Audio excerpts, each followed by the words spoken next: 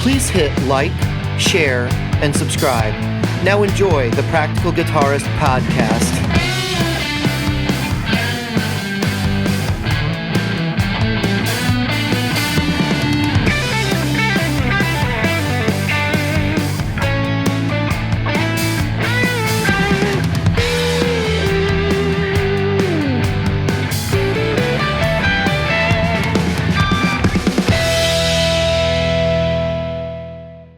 Good evening, Jim. Well, good evening, David. We have some interesting stuff to talk about tonight that is going to be really boring and probably has already been covered by everybody else until you're blue in the face. But yeah, so if you're new to this show and you like what you're hearing, please, by all means, hit the like, subscribe, follow, whatever the hell social media platform you're viewing this crap on, so that you can come back. And I promise we'll have good episodes. Every once in a while we have a good one.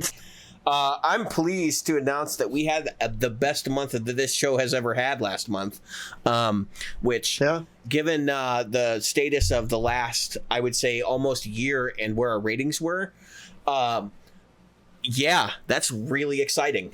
So thank you for everybody who listened, and if you're enjoying the show, we appreciate your fanatical support of the garbage that we put out. Yes.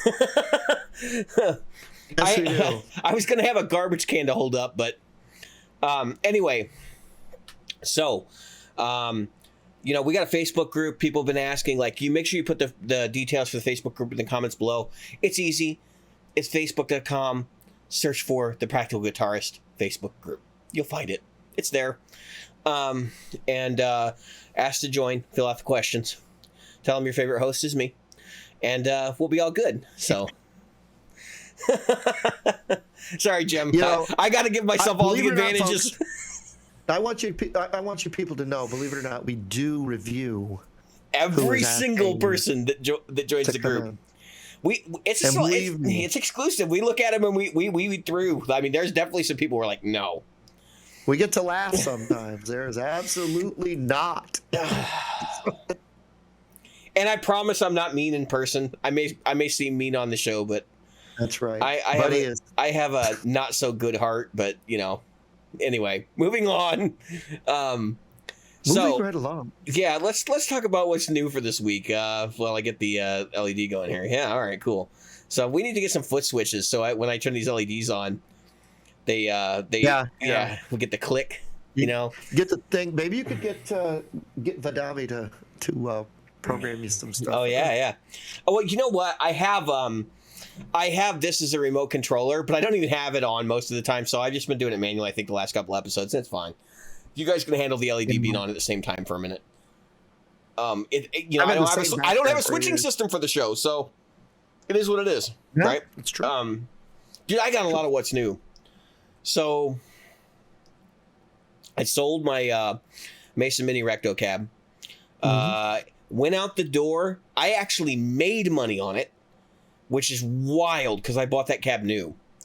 And I just had to wait long enough. And somebody was like, I want that one. And I was like, more power to you. And so it's out the door. Yeah. So I had that listed for like 2 months. I know it came up on the show a couple times, 3 months or whatever. So I was really excited to see that it finally found a good home.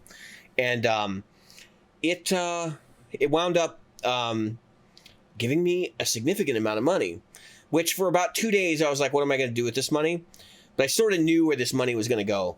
I don't have my board sitting behind me. It's actually in a bag. There's another board over here that's got small stuff on it. But the board, I have my regular board. I had bought a new power supply a while back. We finally got that on there. I ripped all the pedals that were off my board, as good as it sounded, and I used it in rehearsal last week, and it sounded great. And I actually got emotional about ripping it apart because I was like, this is the best sounding board I've ever had. What are you doing? You moron. So what I did was I put my HX Stomp on it. I ordered, this is just a box and it's a plain box, so I'm sorry.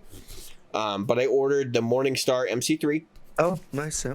Or MC6, not MC3. No, three buttons is not enough. I need 6. And then some MIDI cables from One Control, which again, these are just the boxes. They come in. They're these little tiny things. And I ordered. Seems like there was something else. There was other stuff that was ordered. I needed a couple of other cables to make things work. So right now, the way that my signal path is going is like I have, I go into the wah, and then that goes into the HX Stomp, and then I use loop 1 of the HX Stomp to go through a Univibe, which is the fancy one. I don't remember the name of it. I just use it. I don't even care. It sounds good, so I don't care. There's that. There's I go into the Boss FZ2W, which is new. That we're getting there. That was another new thing that happened, which I did not anticipate happening. And then we go into the JHS 3 Series Distortion, which is my current rat. And then that is going out into my Golden Boy from Jackson Audio. Okay. And then I'm using MIDI from that back into the MC6, and I'm actually using the MC6 to control the HX Stomp. So in the HX, inside the MC6, what I'm doing is like I have the 3 snapshots set up on it, and I'm using the 3 buttons that are assignable on the HX Stomp for various things within the patches. And then I'm just using the Morningstar to bank up and bank down to change patches, to trigger the Golden Boy on or off, changing the drive level in the Golden Boy, changing whether or not the boost is enabled, changing the boost mode for certain sounds. And then I'm also using, momentary stuff inside the HX Stomp to get things accomplished. And actually, like, I'm really happy with the amount of programmability and the variety of sounds that I have at my fingertips. But I spent a good 4 hours programming tones this morning, and it was like I only got like 3 done. And I know it's spent another 2 hours doing 2 more, and it's a lot of work. And I know that these aren't finished. Like, I'm going to go back and tweak these over and over and over. And it dawned on me today. I was like, well, how would you do that at a rehearsal? Because you can't really change the MIDI functionality without a computer. So I'm actually going to be bringing a laptop to rehearsals. I'm going to get we do employee giveaways for old laptops. And I just need something that's got a web browser on it for the Morningstar controller. Because it's really cool. They use a PWA to do all of your editing on the Morningstar. So basically any PC, it doesn't matter what software it's running. That's right. As long as it's running a browser that you can load up. And then I can run HX Edit on it, and I can use that to tweak everything on the fly. You can use I just need 2 USB ports. Correct me if I'm wrong, but you can have 2 USBs on a what are those things called? A Chromebook? Yeah. Well, but HX Edit won't run on a Chromebook. Okay. So I would still need to have HX Edit, which is fine. I'll get a free Windows laptop from work, and then I'll have 2 USB cables running out to my unit, and away I go. I keep forgetting I have the ability to do that. I really do. I should do that once in a while. The government has a similar thing when they chicken. I mean, they sell them at when I say great, I'm like $25-$30.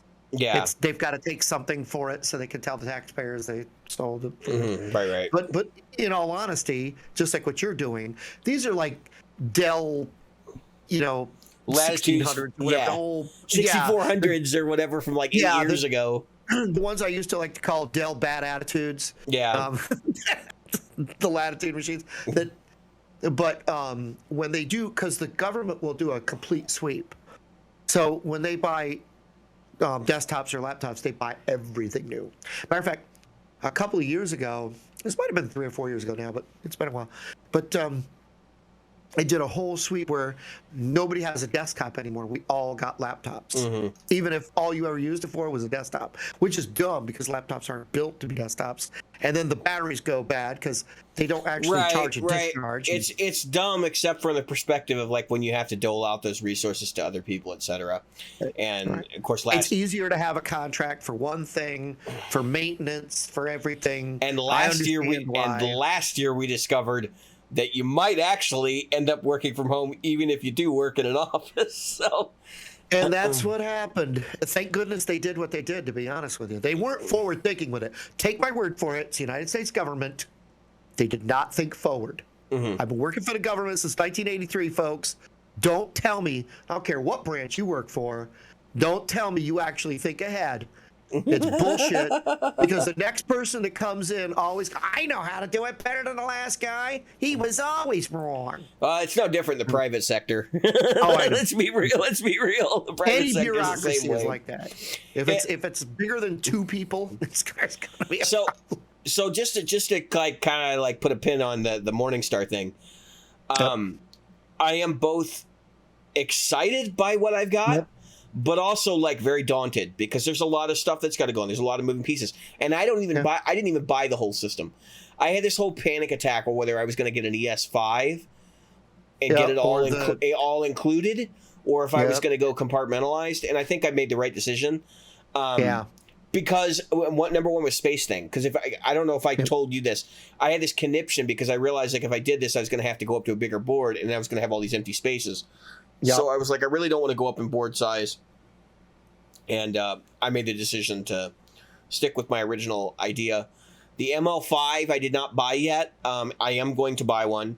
It's just a matter of time. I didn't buy it because I was like, well, let's see how we get on with the Morningstar controller. If I decide I don't like this and I have to return it or, resell it, then at least I'll know, at least I know where things will be, right? And long term, like I could probably see myself going over to the Boss series stuff again. But here's the deal: no PC editor there. I mean, not from Boss directly, as far as I know. There wasn't when I had one. So if you have an ES controller, you're doing all that crap on the floor, which is kind of crappy. They're making the assumption that you're just going to be turning stuff on or off, and you might be adjusting the order every once in a while. That's exactly. Yeah, a lot of things do that. I sort of wish that Boss didn't ever touch software anyway. They do really bad software implementations over there. If you've ever used Tone Studio, it is the biggest garbage like piece of software I've ever dealt with. It just doesn't make sense. And I'm not talking about the Katana. They did a decent job with the Katana software. The Katana one they did a good job with. Maybe they farmed that out. But I don't know. But like the RC series stuff, their Tune Studio for like loading in loops and shit, it's awful. And I would caution anybody, if you think that you're going to use that plugin software from them for anything, just forget it. But they so that's that's that stuff. I do want to talk about the FC2W, which is the Waza fuzz. So everybody was like, when are they going to come out with a Waza based fuzz that they're going to offer in the regular lineup, because the Tone Bender was such a big deal. Did you? Yeah, go ahead. Oh, I ordered one. Yeah, I pre-ordered one, and it was supposed to come in they told me December, wink wink, because they knew it wasn't going to come out in December, but it did, and I actually received one of the first units in the country. Because when I got mine, there were only a handful of people online talking about them. Like 2 or 3 people. And I got to be honest, I was expecting this to be sort of like a middle-of-the-road box. And it is, let's put it this way. I took the sun face off of my board, and I put the FZ2W on. Wow. And for humbuckers... And I know how much that thing just destroys humbuckers. Like it has the you got me one. It does the right stuff. Okay, my only comment was that a lot of people were saying this is going to be a box that plays well with buffers, and while they're not wrong, my idea of playing well with buffers is that it would have a buffer built in so that it wouldn't really matter, that the input buffer would handle it. They didn't do that. Okay, so you still have like the effect of a buffer making your signal very bright, going into the fuzz and like goosing the gain level to all hell. But what I can report is that it sounds good with a buffer too. You just got to turn the gain down. And I actually really, really like this pedal with both with and without buffers. So it's just 2 flavors of the same box. And then the 2 modes, the vintage mode sounds great. I'm using the modern one just because I like to have my fuzz like a little out of control, and then I roll back on the volume to sort of get a hold of it. I've been looking for the right fuzz for William Riker. Yeah. So, check it out. You'll probably be able to get them in the store, and hopefully shortly. Because they're not going to be hard to find. No. These are going to be made in mass, and I took it apart. So like, all right, I'm gonna be real with you. I built pedals. I don't know a ton about what's going on in the guts, but I counted like a bunch of what looked like transistors in there with the little top hats on them for heat sinks, right? And there was like, I want to say like 7 or 8. Mm-hmm. So most fuzzes have like 3 transistors. I have no idea what they're doing inside this pedal, but it is voodoo magic, and I'm fine with that. Yeah. And I would encourage anybody who's looking for a fuzz to check it out. It's worth the ride. Well, you know where I am. Don't regret it. I've got the one you gave me. Right, which is a op-amp Big Muff. Yep. And I've got the JHS, the one that's got a whole bunch of them on it. Oh yeah, the Muffletta. And I think that's the only muffs I have now, or fuzzes I have now, because I sold the Caline Dark Side. Right, which is a big muff inside. Which was a big muff. For lack of a better term. Yeah. And the Muffaletta has everything that the Morningstar, sorry. Yeah, the Muffaletta. The Muffaletta, you have the Morningstar. So I'm getting, the Muffaletta has everything that the Dark Side had anyway, as far as that goes. And I had the other part of the Caline Dark Side. There's nothing wrong with the Dark Side if that's your thing. It's just I didn't need it anymore because I had stuff. So what was the point of keeping it? So, and I'm really still enjoying the Ratsbane because I thought about getting that new Rat from JHS because I've heard a lot of good stuff about it. I want to talk about the new Rat from JHS, and I'm going to talk about that before we go on to Orange Drink. And I'll actually, in terms of the FC2W, if you're thinking about like buying one, I want to explain what the voicing is. It's sort of in between a tone bender and a fuzz face and a muff. Like it occupies a lot of territory. Yep. I don't think it gets as refined as a muff does. Where like muffs are pretty much they're a pretty in control fuzz unless you're getting like a really wild Russian one. Whereas the the fuzz face is kind of like a broken sounding thing, and the tone bender is also kind of a broken sounding thing. This is like somewhere between. So you might like this, you might not. It just depends on what you're looking for. Right. And it's going to greatly change the sound of it. What's already like in the chain. I know a lot of people put fuzz up front, and if you do that, you should be fine.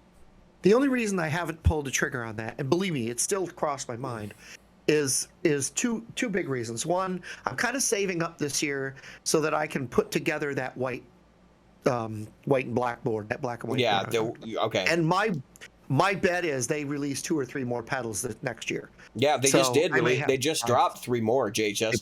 They dropped 3 more. There's 10 pedals total. Yeah. Or 11. So the Rat, you're talking about the Rat. I didn't really comment on that, and I did kind of want to.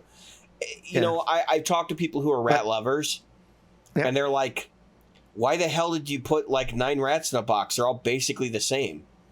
I mean, I know that what he's doing is kind of catering to the tone junkies, the people that are worried about, and it's not even that they're worried about 1%. A lot of those pedals, the same sounds are in them.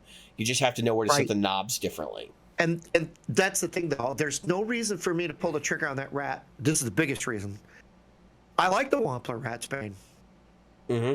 Why would I go get it on a Rat? I mean, there's nothing wrong. I'm 100% sure that JHS's Rat is great, maybe better than a Ratsbane in some ways. But I don't really have anything driving me to run away from the Ratsbane. Right now, the Tumnus and the Ratsbane are my 2 favorite pedals on my board. I don't want to get into this one too much, but the new Wampler, their new Blues Breaker, I forget what it's called. The Pantheon, the dual Pantheon. Yeah, There's some stuff I like there. I mean, I'm a blues breaker guy, so I'm gonna try it. But I'm looking at the pedal and I'm just kind of going, guys, your clips don't sound good. I know, isn't that weird? I have to imagine this pedal sounds better in person than it does in clips. But there's something up with the EQ on that thing, and I think it's the active bass control. That's what I've like rationalized, is because you put that active bass control in there. Nobody's setting the bass at neutral at noon, because I don't think that's actually neutral on that pedal. I think neutral is at like 9 o'clock. And he's an EQ guy. Like, he really likes his wild EQ. I have not been a fan of his EQ. Right. So it is what it is. Like, I just don't think. I think he gets really scientific about it, and he's using he does Baxendall circuits, and he's doing calculations as to what frequency ranges are being adjusted, and I do it by ear, man. Like, I don't care if it's if you're cutting off at 750 hertz or just fix it. Like, make it sound good. Like, that's all I care about. He needs it to cut off at 749,552. Right. Right, because that's where the magic tone and unicorns live. Yeah, exactly. So I got it. Let's talk about my new piece before we move to the orange piece. So here he is. So this is the new Bigsby pedal. I got a chance to plug it in. I am doing a video. I'm cleaning up this shithole right now. I call it office. You do not want to know what it looks like in here. It's a latrine. But, yeah, latrine. That's right. You have an unfortunate name. What was it before? Shithouse. Good choice. So one of the things, we're going to talk about this later, because this is going to be a whole section that you're going to run down this rabbit hole. It's got MIDI. Yeah. So, and what I like, I mean, it's a 300 millivolt, milliamp, which a lot of these people, that's what they do, the 300 milliamp digital pedal. So this is digital. Yeah, it's probably an FRV1 or FVR1 or FRV1, that chip that they're putting into everything. So you can see there's depth, rate, and depth, rate, and blend, which I love. So you can blend in your original signal, and you can get the thing. And each one of these does a secondary thing. There's a red. So I go up to a full octave up. I can go up to a full octave down. It's like a whammy pedal, right? It's essentially a whammy pedal. But I want to get into where, and I'm not saying it's better or worse than a whammy pedal, because it's quite expensive. But then again, the high-end whammy pedal is close to this price. But I want to talk a little bit about how I figured out it works, because it was like, how does this thing work? It's probably a lot more simple than I was thinking it would be. But you've got all this stuff, and you could do 10 presets with the MIDI. So you can choose up to 10 presets. Yeah. And you can also use this as an expression pedal. And you can use an expression pedal at the same time as you do this. So you can actually make this. I plugged it into my Kemper and used it as a wah while it was also. Okay, well then, thank you, Steve Vai. A completely useless use of this thing. I believe he actually did that on a tune. But I can add, change things. But anyway, so the way this works, it's kind of cool. This is obviously a Bigsby arm. It's locked into place. There's some locking mechanisms. This doesn't do dick. So this tension arm right here tensions the spring, right? Right. Doesn't do anything. Just pulls the spring up and down. That's just to bring your pedal back to zero, right? Right, correct. Really all it's doing is reading where this guy... Yeah, there's a pot. Yeah, is along here. Uh-huh. So somewhere on one side or the other, they're reading where this is turning. Right. This piece. And then... Yeah, doing the work. This is a super high-end digital pedal that looks very analog. These guys, they're known for their wacky stuff. This is a wacky pedal. I don't think that they make bad stuff at all, but I have one thing that makes me think this is a gimmick. And okay, go ahead. Let me finish. So the depth, I was like, okay, I got to tune it because I was like, okay, I want to get about 1 to a full, press down. I want to get a one step, like I was going down a full step, right? I don't want it to go an octave. I don't want a step and a half. I just want a step. This thing is super easy to tune. I pretty much just clicked it a couple, went, and I was like, E, D, right there on the tuner. It was perfect. And the rate thing was kind of cool, but kind of weird. So no matter how fast you step on it, you could change the rate, how it moves. The blend was useful, but when you do one step, that creates a bit of a. It's just going to be out of it's going to be out of pitch, and which is kind of a cool effect. Which kind of sounds cool. And then you can, like I said, you can lock this. That's the other thing. So let's say you're like, oh man, I got to put it in my bag, and it's going to get banked around, and these things are going to get moved. You can lock it as well. So you've got this little button you hold, and then you push this button, and it locks it. Cool. And then of course my name is on it. Yep. So I don't know if you guys can see that. Nah, probably not. But I've seen it. Who cares? There's a picture in the group. Join the Facebook group. It's in the Facebook group. Join the Facebook group for that. But anyway, for a full review, check it out. I'll be doing a full review. I've not opened it up yet, but there's these screws. What I'm hoping is these things aren't like magical little things, and they're just whatever. So, all right, because I might flip this over so my name is on the inside. You're right. Okay, so here's my only thing that I've wanted to know about this pedal. Real Bigsby's go up and down. Yes, it goes up and down. So how does it go up? So what you do, that's that. Thank you for asking that. I forgot to mention it. So when you go up, you just put your toe right here. Okay. And you push, and it literally, I'll lift it. It doesn't do a lot. It compresses the spring, and it's hard. I mean, this guy. But that's true of real Bigsby's. Like if you've ever used a real one, it's harder to go up than it is to go down for sure. Yeah. But it does do the up, and it does do the up as if, now I don't have a real Bigsby to do 100%, but let's just say that it's very convincing. Yeah. All right, well, that's good to hear. Let's kill the what's new. We've been talking about what's new for too long, so let's go on to the next segment here. All right, so we're gonna talk about the what the hell is the name of that pedal? It's a Caline Orange Burst. Orange Burst. So you had yours. You played with it. Yeah. We both took one apart. Yeah. We looked at it, and oddly, yours the board inside yours was a different color than mine. Isn't that weird? If I could remember too, there's going to be some screenshots here over on this side of the screen where the Orange Burst will be opened up so that you can see how well constructed it is. So one of the things that came up in our conversation about this pedal, of course, is it's a clone of a BB preamp. Yeah. But like we were talking about the cost of this, like the actual raw parts cost. This pedal was $25. Okay. And I think Jim got it. Yeah, Jim and I both got it a deal for like $20. Okay? Yeah, $19.99 plus. I paid $21.26 with tax for this thing. Yeah, something like that. 21.26 or 21. It was this right here. I'm going to tell you, folks. First thing I'm going to say before we go do a deep dive. $20, do it. Yes. I'm just going to give you the TLDR. Do it. Yeah, I agree. I concur. What I was expecting was a surface mount overdrive that paled in comparison to the BB preamp. If you're familiar with not the JHS crayon, but the EHX crayon, which is a copy of the BB preamp. BB preamp. It sucks. Okay, I'm not even gonna try to like beat around the bush and tell you it's the same thing. It's not. They made too many compromises in the circuit for it to sound good. Does this sound like my old red box BB preamp that I bought last year? No.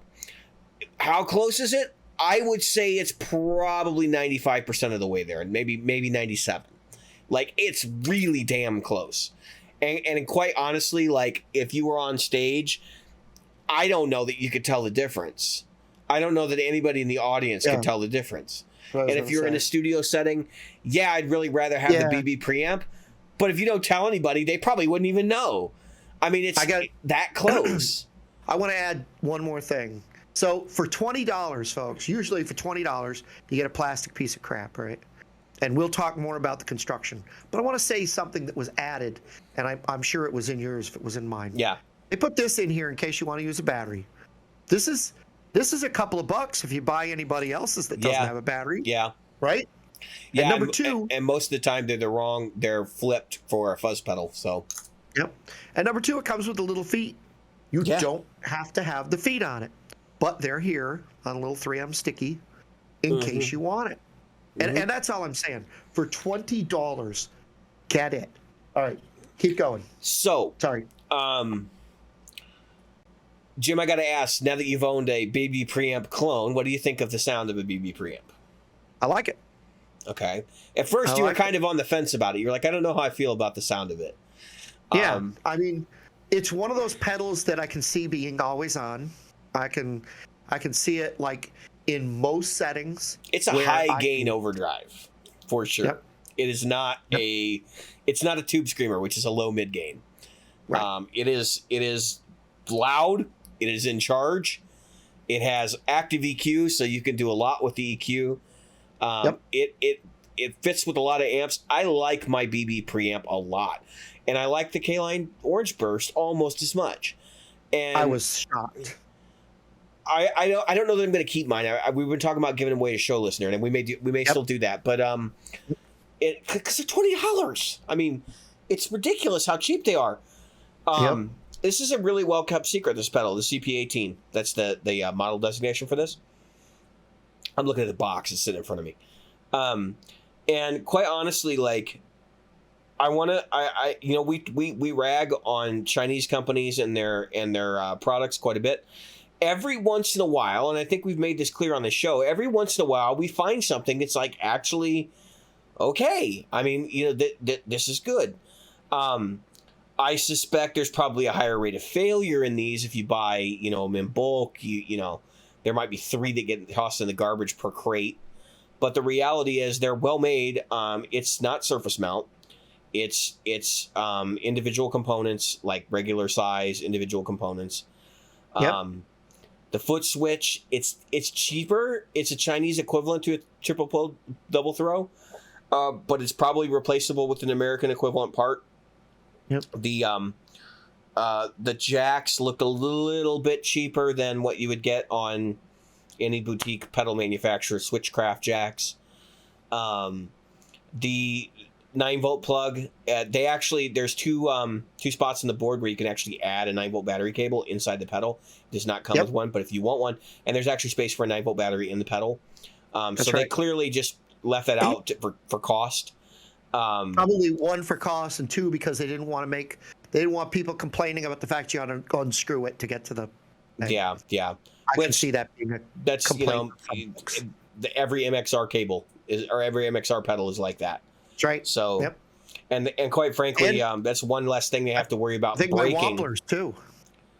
My Wamplers, you had to unscrew them to get the battery out, and that's the thing. They always came with a battery in it. I'm like, oh, now I got to take the battery out. It's one less. I don't want it bad, but it's one less thing they have to QC, Jim. So that's right. If they don't install one, they don't have to worry about people calling and be like, I want a different one because this one doesn't have a battery jack that works. And you gave me a battery, but it doesn't work. It died. Right. That type of thing. Right. So, which is fine. A couple things that I didn't like. I always wish, like, if clone companies were going to put together a pedal like this, that they would actually improve. One of the things I'd like to see them do is put the jacks on the top. And I know that's a personal preference thing. Like, a lot of people don't like that, but I would like them to put the jacks on the top. Because I think that's one of the things, like, even when I look at TC Electronics and all these different companies, like, they're starting to put jacks on top. More and more are doing top and mounts. Like the Zeus and their new Rat, I forget what they're calling it, has the jacks on the top, and I think that's a smart move. If you're going to buy pedals today, most people are not wanting to cart around giant boards, so you either want everything on the side or you want everything on the top because it's going to determine where everything lays out on your board. Right. And you can mix and match. I do it, but I mean, like, it's if you have everything together. So I'm not actually a big fan of having everything on the top like sit right next to each other touching, because then the damn foot switches are too close. But if you're in a small board situation, like I have that little board that's back there in the corner, then I think three of the 4 pedals on there can actually touch if I wanted to, and I could probably squeeze another pedal on there if I do that. So my thing is my big fat feet never miss. I couldn't do that because I have problems hitting single foot switches once they're too close together. That's actually one of my big gripes against the Golden Boy. So in its current application on a MIDI control board, it makes sense, but in a pedal board like that, it doesn't. So I'm interested. I want to hear from other people who've had Caline pedals, and I want to see what else is worth checking out from them. I think I might do another purchase of theirs. Honestly, look at some other giveaway, pedals. I might just buy it, because I got to be honest with you. This guy is so, folks. If you get it, number one, it's made. I was surprised at how well it's boxed. I was surprised at how well it's made. I was surprised at the packaging. I was surprised what it came with. For $20-something, I was super shocked at how good it is. So I definitely want to do, a little thing where I play it. You should probably shoot it out with the real one, because this, it's made of metal, but at first I thought, okay, so the painting is going to be crap. It's not the painting is crap. Okay, I was just gonna say the cons of this pedal. The paint's crap. Yes, some of the wear parts are going to wear out sooner than others. It's $20. Who gives a shit? Right. And quite frankly, I think the benefits far outweigh the negatives. But the paint was crap. It's not like a normal metal enclosure. It's like a stamped enclosure almost, or some other. It's not die cast, or maybe it is die cast, and the other ones are not die cast. I don't know. Whatever the U.S. manufacturers are using for how they create the boxes when they buy their Hammond enclosures, those Hammond enclosures are made in a specific way. This is not made in the same way. It looks a lot like a Hammond enclosure, but if you put them side by side, they're actually different. Right. So that's the only thing I was gonna point out. The construction is a little bit, I think, janky, but and again, this comes to that. Do you like relic looking stuff or not? I think once you kick this around a little bit, it's gonna look pretty cool. You know what? I took mine completely apart. I removed all the knobs and mounting hardware and everything, and everything seemed pretty solid. Like it was, whenever you take something apart, if it's crap, you don't know if you're going to be able to put it back together and have it work. And yeah, exactly. I put mine back together and it worked. So there's nothing it wasn't like there were bad solder joints or anything going on. Right. I didn't like that the pots were mounted to the board. Not a big fan of that method of construction, but even the pedals I build, sometimes they're mounted to the board. So it's not that surprisingly good solder joints.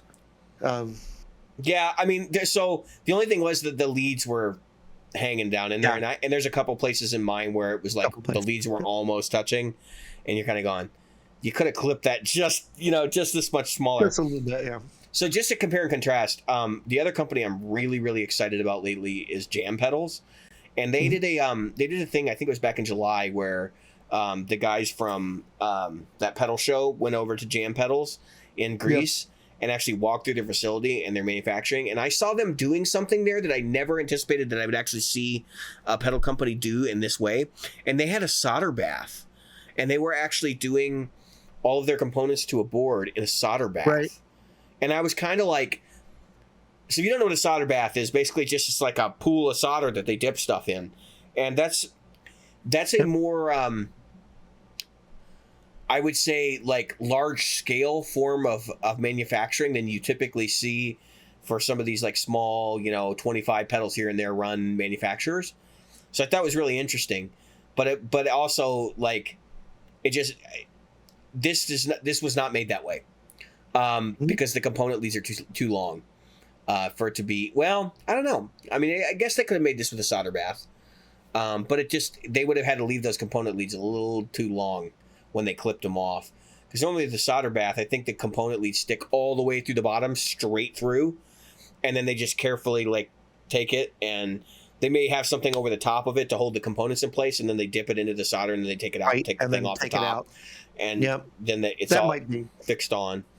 So anyway, I thought they were, when I first saw it, I thought they were etching, but I was like, wait a minute, that's a solder bath, like, and I knew about it because I had a friend that actually worked on equipment for that, so I was like, huh. Oh, that's cool. And it was like really tiny. I was like, that's interesting. Never seen it done that way.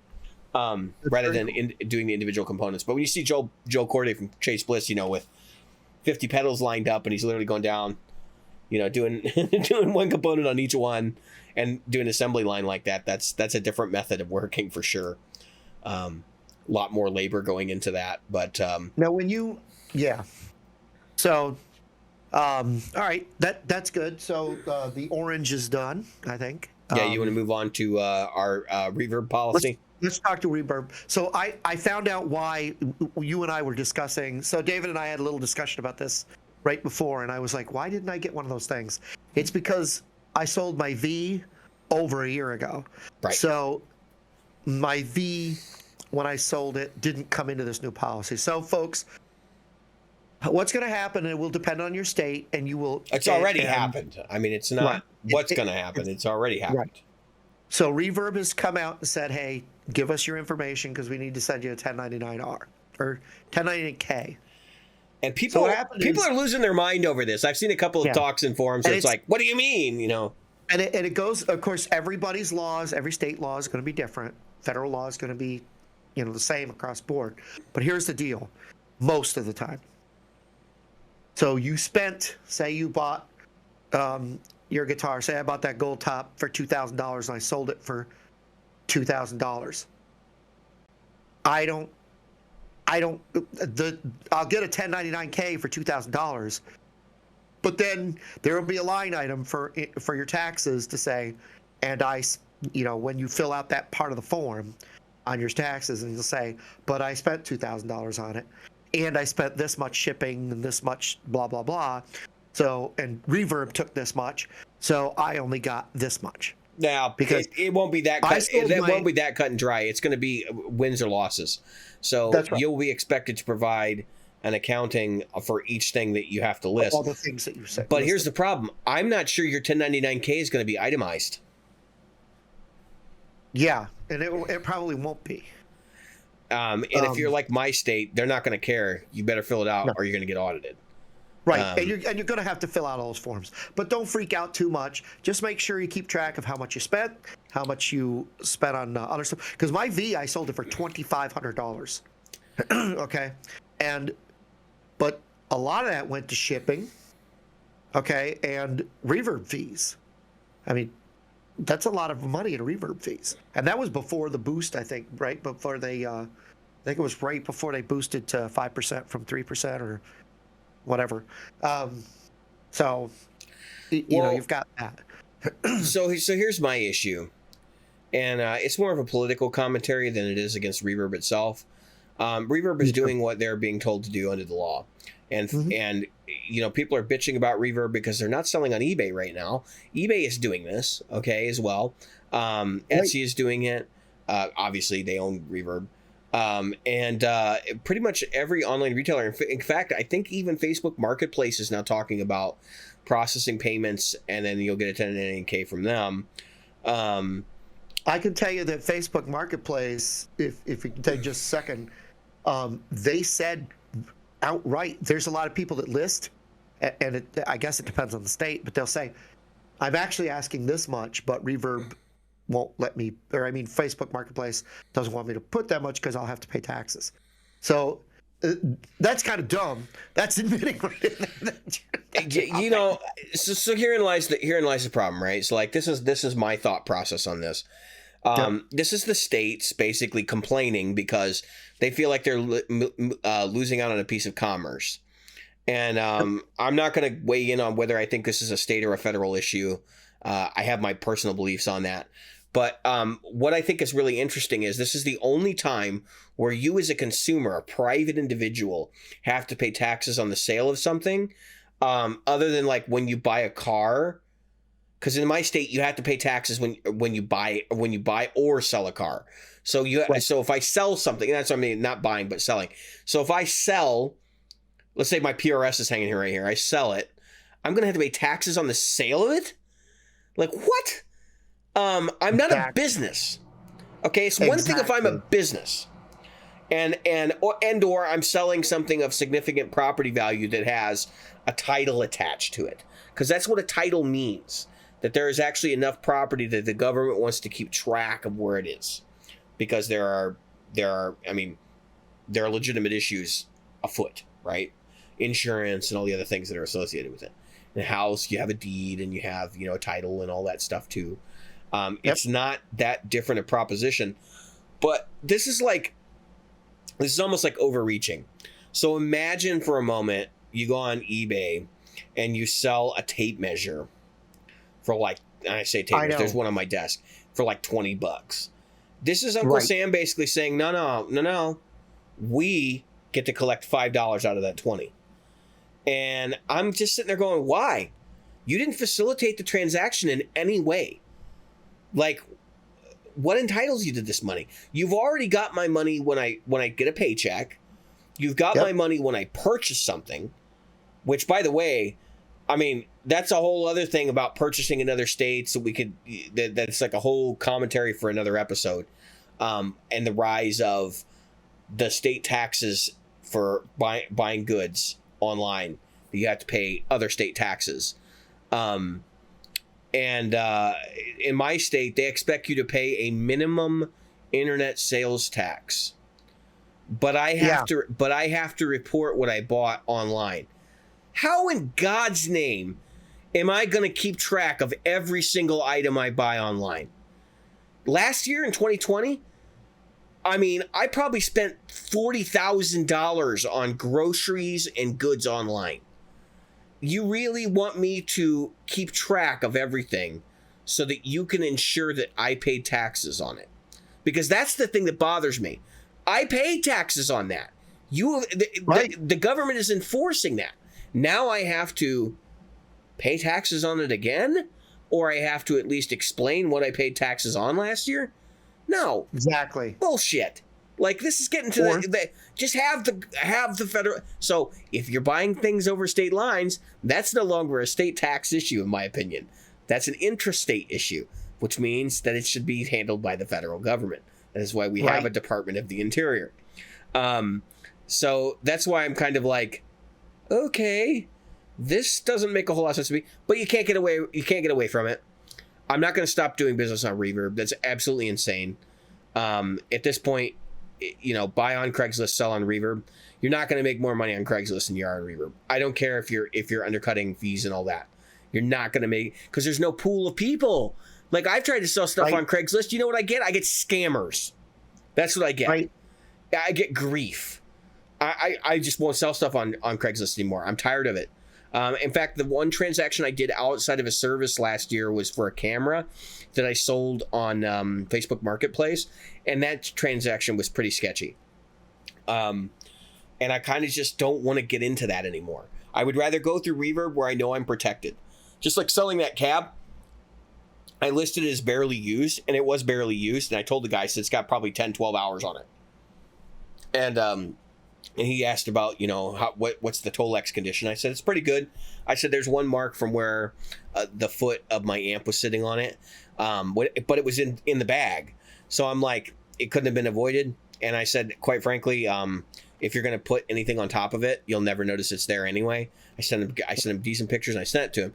But I kind of cringe in the back of my head because I'm like, this guy could reject this. But then I'm also thinking, or the cabinet could get damaged in transit. And I'm thinking to myself, you know what? Reverb pays for my insurance. Reverb can handle it. I'm not worried about it. Right. I'm not worried about it. With the amount of sales I got through Reverb, they'll listen to me when I go in and make the claim and all that, and it's not going to be a big deal. That's right. So, again, I don't think this is much of an issue. I honestly don't think people are going to be paying much taxes out of this. Unless you hit that threshold where you had $20,000 in sales on Reverb, right. I really don't think you're going to be affected by this very much. We're talking $20 or $30 worth of taxes probably for most folks. Right. Even because I think I sold $2,000 or $3,000 worth of stuff this year. So it's going to be maybe $100 in taxes total. Maybe. I mean, luckily I was under 400 or just about 400, so I'm not even going to come up on anybody's radar. Okay. So I don't care.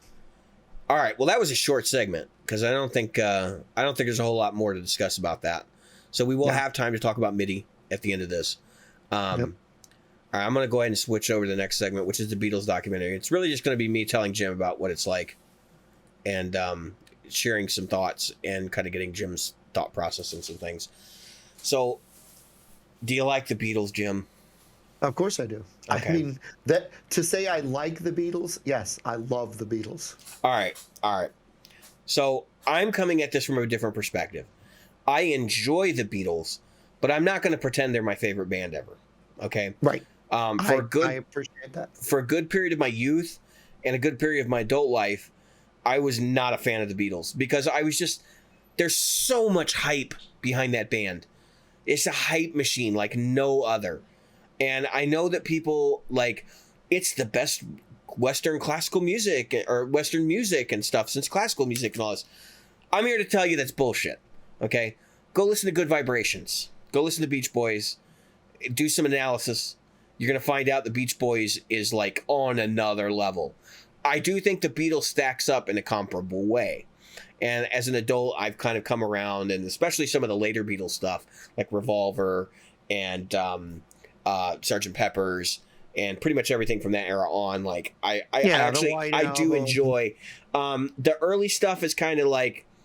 Well, the early stuff was the pop stuff. Vocal harmony, yay! You know, like okay. Well, when you think about it, so the Beatles, everybody thinks the Beatles were older guys. John Lennon died at 40. No, they were not. They broke up from the Beatles for 10 years. When they formed as a band, I believe George Harrison was 13 and the other guys were like 15, 16.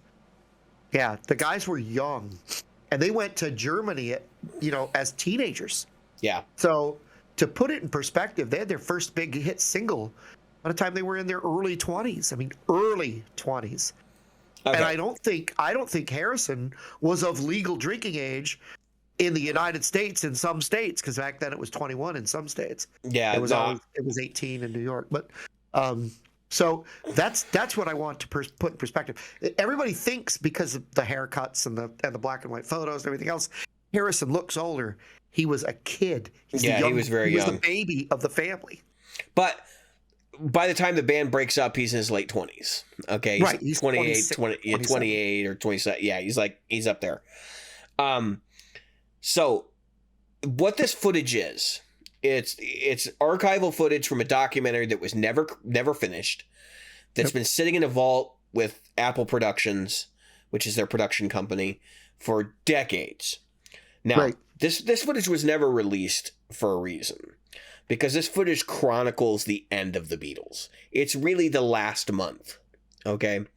Before, things start to go south. And actually, things are going south while you watch it. From moment one to the end, there's a lot of tension between these guys. Harrison leaves the Beatles and comes back during this thing, if I remember right. He does. And it's a little complicated and a little bit controversial, because the documentary crew had hidden microphones in certain places and actually recorded a very personal conversation between Paul and John, which I think is one of the most interesting and telling moments of the entire thing. And it's in the first episode. Now, granted, this whole thing is like 6 hours, 6.5 hours worth of material. So I didn't want to watch it initially because I'd heard the interviews. I saw Paul basically commenting and saying, people are saying that this is going to portray me in a negative light. And he said, in retrospect, I think I actually behaved better than I had anticipated this being. And I don't, people should watch it. He was not upset. He was basically saying, like, it is what it is. This is how it happened. Like, now everybody has a record of it. And it is interesting. There were some things I expected to see because Yoko's in it. Right. And I expected to see more interaction between Yoko and John in the band, because everybody's always talked about how Yoko was getting in the middle of everything. I don't think Yoko's influence was like that. I think Yoko's influence was over John specifically. And I think John was calling the shots on his behavior. Okay.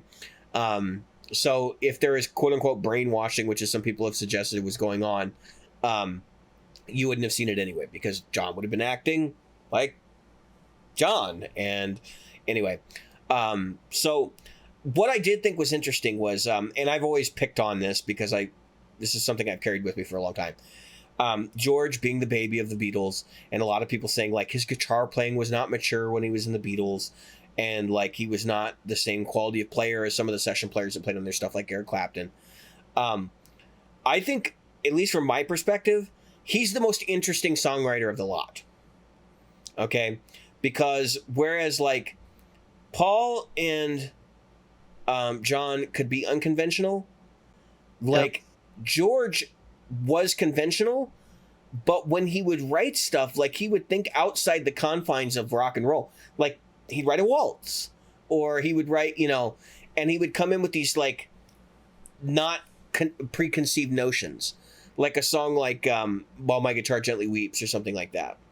And you would go, wow, there's some chromatic voice leading going in this song. And like, he's not really trying to stick to a 1-4-5 format in any way.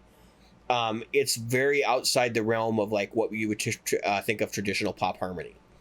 And so for me, like, I've always looked at George specifically as the artistic Beatle, whereas Paul, I know they're all artists, right? But like, I always saw him as the one that was a little bit more introspective and a little bit more self-aware of what was going on. Now, if you want to talk about self-awareness, Ringo is the one I know the least about, and watching Ringo in this is just simply hysterical. Because he doesn't care what's going on. He does not He's just taking a paycheck. Like, as far as he's concerned, he's like, well, they're all fighting. I don't care. Like, it's like, it's a union rate. Like, what are we talking about here? And he's very much like, let's just soldier on. Like, what's the problem? Let's just keep going. And he's very chipper, and he's very happy to sort of push people in the right direction. And I actually have a newfound respect for him because, like, he's the only guy that outside of the Beatles didn't really have like a huge career beyond the Beatles. He did, he's done tours and stuff, but it's all been based around the idea of Beatles music, or the fact that he's a former Beatle, which is kind of wild when you think about it. But I also think like he's the missing link, and the thing that a lot of people don't realize was like a driving force behind the band.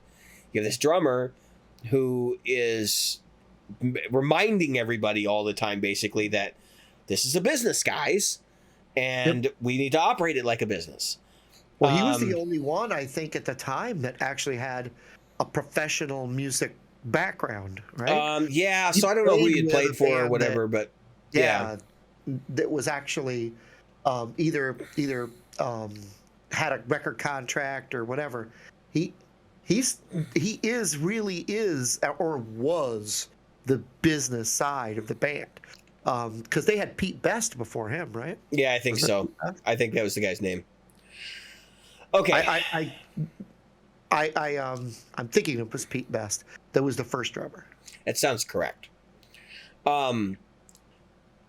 Let's talk about the juggernaut that shows up in this, though. It's that John and Paul, right?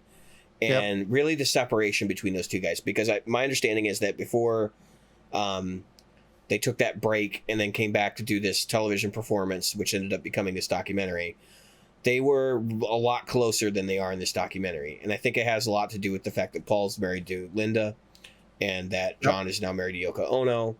And they've kind of drifted because they've been doing different things.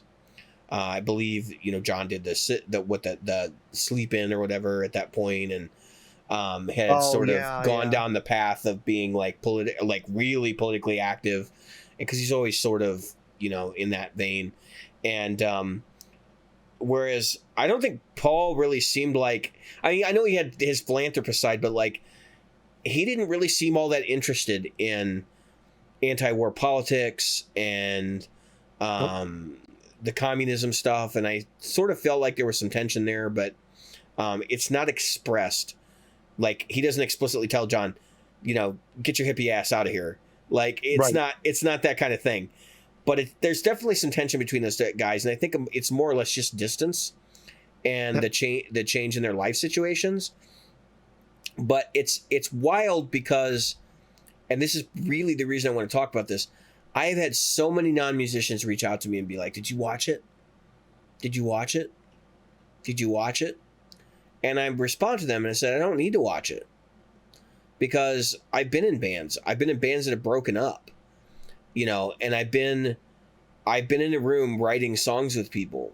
Like, nothing that could be done in this is anything more than pure nostalgia for watching them write songs that we know.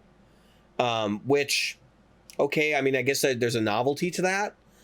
But for me, like, I'm being told by people, this is amazing. I didn't know people, like, sat in a room and they just jammed things out until there was a song. And I'm like, that's how pretty much every band writes. Like, they come to the table with ideas, and then everybody sits down and picks and chooses through the ideas and or works through it. Like, that's how that works. And when I've told people this, they kind of like give me a side eye, like, so your band writes like this? And yes, actually we do. Yeah. And they're like, we meet in a studio. Like you wrote like the Beatles did. We meet in a studio. Usually we have ideas when we come in, and then we jam back and forth and we work through ideas. Yes, we don't play as good as they did at that point, but again, we weren't we didn't tour incessantly for like 5 years and then take a hiatus. Like, we didn't become professional musicians like they did.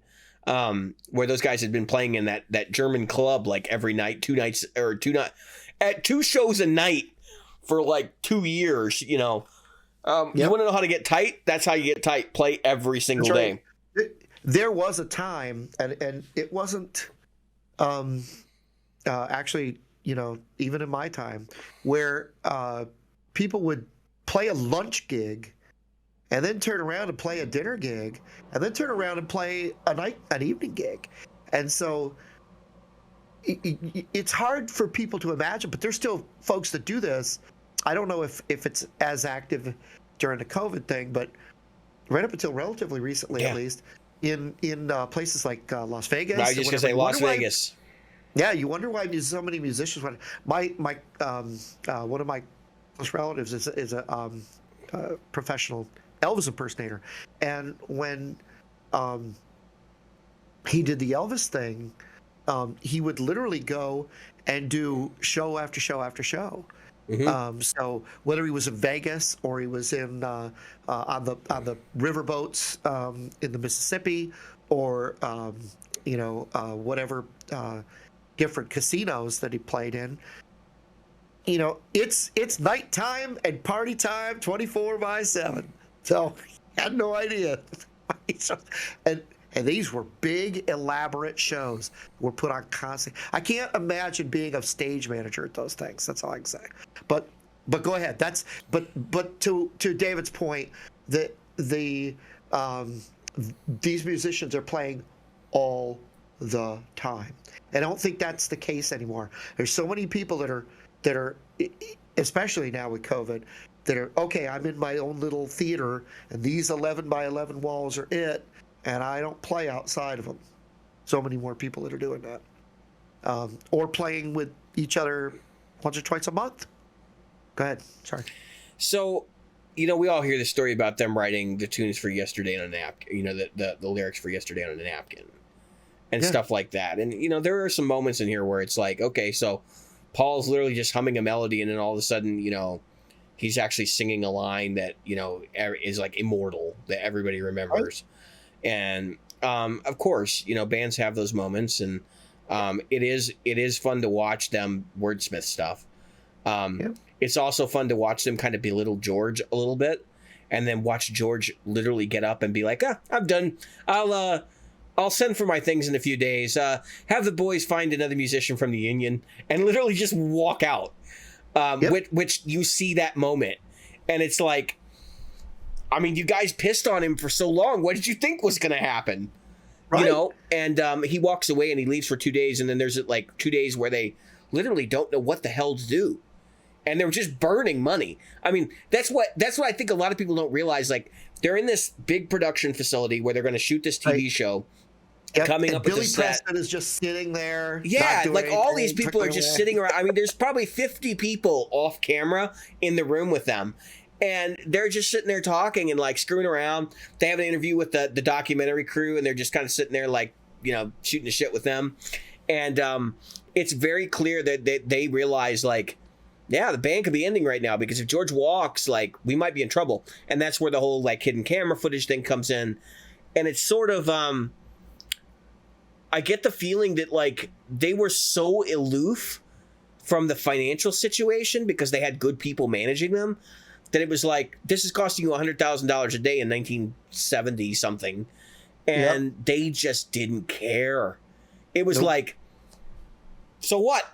You know, like we're worth, you know, even back then, hundreds of millions of dollars. They didn't give a shit. Like, it was like, whatever.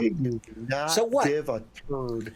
And actually, I love that the fact that they're like a lot more self-aware than at least I had originally envisioned, because they talk about the fact that like, yeah, there's a big problem here. We can't write songs because everybody's ego is too damn big now. And like they in that where they sit in the cafeteria and they have this conversation, it's very clear that like, I think John even says it, like, we're done. Like, what? I don't even know why we're continuing to do this. And you know, they'd done as much. That's the thing. They had done as much as they could do. It's not a marriage. I mean, it's like a marriage, but it's not a marriage. It's a business thing, and the business had created as much. It's creative product. They put so much distance as much as they could. They put so much distance between themselves, and then the fact that they stopped touring is what killed them, because at some point they stopped interacting with each other like brothers and started interacting with each other like business partners. That's right. And even Paul says, you know, he's basically acting like the king of the Beatles through most of this. And I know people are going to like, Paul's behavior was fine. Paul was definitely the band leader. Like, he was making it very clear. But Paul wasn't always the band leader. And even he mentions that, like, John used to be the band leader. And so, because John is very non-confrontational, and my understanding is that John was always pretty non-confrontational when it came to the band, that, like, he could get people to get along. Whereas Paul was just like, no, it's not going to be this way. It has to be this way because we're only going to do this high quality of music. And I think it was almost like Paul was basically setting this precedent, like, listen, guys, I don't want to be here unless we're going to be operating at, you know, at 10. And we're operating at like 7.5. And John was like, he was just like, I'll do whatever you guys want. And because that's how he'd always been. And he wasn't prepared for Paul to come back in and be aggressive. And so, you know, Paul's getting pissy with George and Ringo, and because these songs are not getting hammered out, and they know that there's all this pressure on them to deliver basically an entirely brand new set of songs in like a week or 10 days. And what ends up happening is George walks, and then they decide, okay, we need to go round up George, and they do it off camera, and they basically go to his house and meet with him. And part of the negotiations is, if you come back, we're going to get out of the production facility because it's obviously not conducive to getting the band working. So they go to Apple Studios, okay, which is where they end up shooting the live concert footage on the roof. And that really just happens on a necessity because none of the venues they can get. And they record the last record. I mean, that's a big part of it. And what's interesting though is like it's not the songwriting. Like, I know a lot of people are like, oh, you get to see him make these songs that are, you know, legendary and whatever. For me, it's the moments where you see like how self-aware they actually are. Where like Paul's got the tabloids, and he's singing tabloids, like singing the lines from the tabloids over songs and stuff. And also the fact that a lot of this footage is like the worst rehearsal you've ever been to in your life, where people are just playing constantly. Like, somebody's trying to have a conversation in the corner, but in the background there's, you know, Ringo and George are doing something, or, you know, and you're going, how are they getting anything done? And I think that's part of what my takeaway was from this, was that like they were just a band like any other band. Now it happened to be that they wrote some songs that for a generation of people were very important.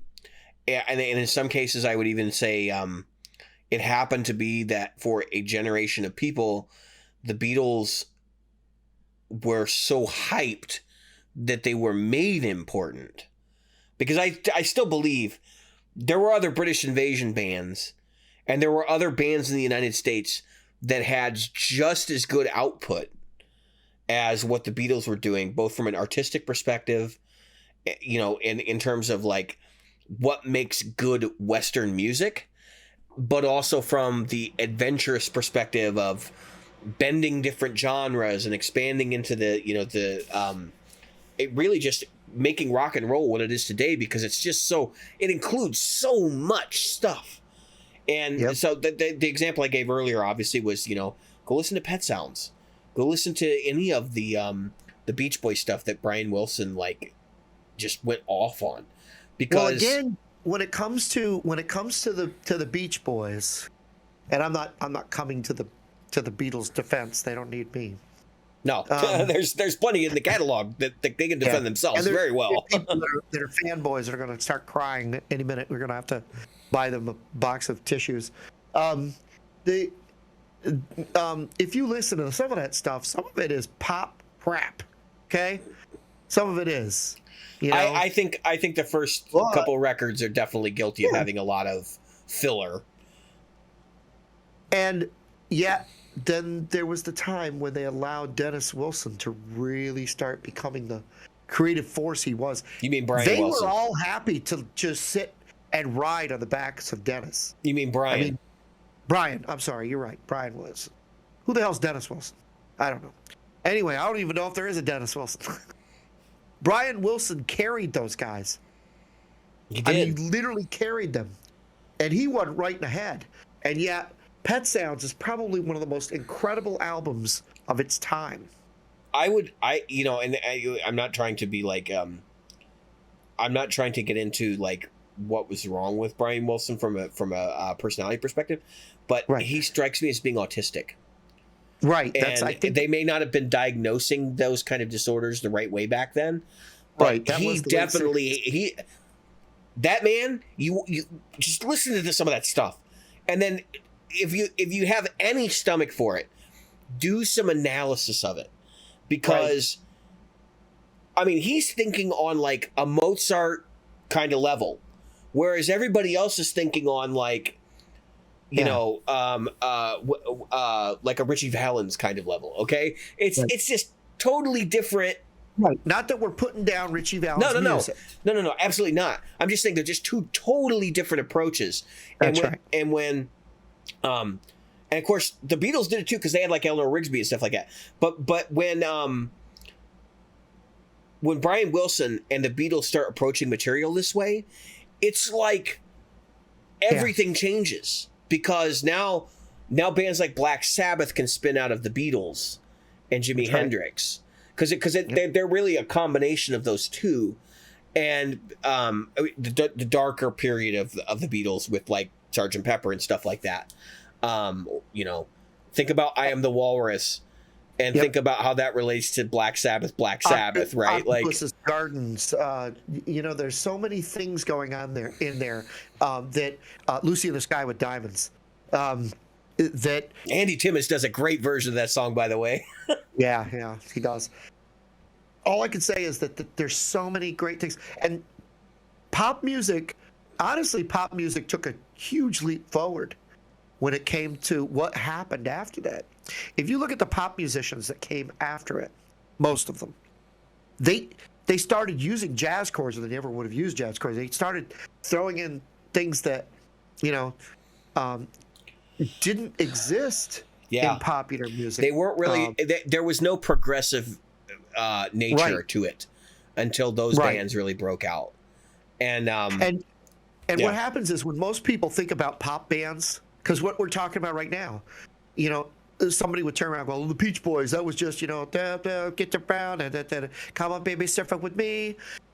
But if you listen, not that I'm saying Surf and Safari is some, you know, wonderful, you know, monument to. Well, you can see where it's starting to go, because if you listen to those harmonies and what those guys are doing, just with their voices, that's a really bare bones track. That's what, 5-6 guys, whatever it was, in the studio, everybody singing and everybody playing an instrument, with the exception of, I think, Mike Love. Was Mike Love or whatever his name is? Love was his last name. I think so. Playing an instrument and really packing that all into place. And the fact of the matter is that they were able to do that. That's what people, when people think of the Osmonds, they think of the Osmonds that they saw. They don't think of the Osmonds that actually did some going towards heavy metal. It was the record company said, "No, you're not going to do that." You listen to Crazy Horse, you go, or Crazy Horses, and you go, "Holy crap, that was the Osmonds? No way!" And it's like, and it's the same thing. Everybody wanted to do that. They all wanted to be like. Believe it or not, even Leif Garrett was like, "Why am I doing this super poppy bubblegum bullshit? I want to do what Leonard Skinner was doing. I want to do what Zeppelin at that time." Every once in a while, you'll find a project too that the record company didn't promote. That was like like some pop artist doing a rock record, and it was like, the hell. And that's that early Osmonds record. If you find it, there, the guy we talked to a while back, Rosano, he goes, "I just found this Osmond record," and he goes, "It's one of the greatest things I've ever heard." Yeah. I go, "Yeah, because nobody's heard it. Mm-hmm. It's one of the greatest things it wasn't you've promoted ever heard." Because it was outside their genre, and the company was like, "We're going to let you do this, but we're not going to, like, this is not going to stand on its own because this is not how we're going to make the most money off of you." Yeah. Well, think about what Black Sabbath, you mentioned earlier, what Black Sabbath was doing. Black Sabbath, a lot of people don't know this. I know this. We discussed this before. Tony Iommi was in Jethro Tull. Yeah. I mean, a lot of people don't know Tony Iommi was actually a part of Jethro Tull. Not just like I don't think he was on any of the recordings, but like he was touring. Yeah. And the fact is, Jethro Tull, and people think Jethro Tull, it was like, "Oh, look at Jethro Tull, there's blah, blah, blah, blah. Who else is using, the flute?" And he Deep was Purple. like, yeah, he goes, "I don't play guitar and I kind of suck at flute, but I do have some bluesy tones." And that's what he did. Yeah. Ian Anderson. Well, this is the biggest Beatles connection that you can make between Black Sabbath and the Beatles, but Ozzy says, I wanted to be John Lennon. Yeah, a lot of people want it, especially in the UK. He used to wear the glasses. He used to, and he still wears the glasses today. But he said, "I wanted to sing like John Lennon." He said, "I realized when I was younger that ship was never going to sail." But he's like, "That's what kept me motivated, and continuing to sing and stuff." And like, if you really take a step back and think about that proposition, and it becomes very, very clear like how influential they are. But here's the issue, and I can't say this without I can't go through a conversation about the Beatles documentary without pointing out one thing. And people shoot holes in my boat every time I bring it up. But I think there are other bands that are actually more artistically influential than the Beatles.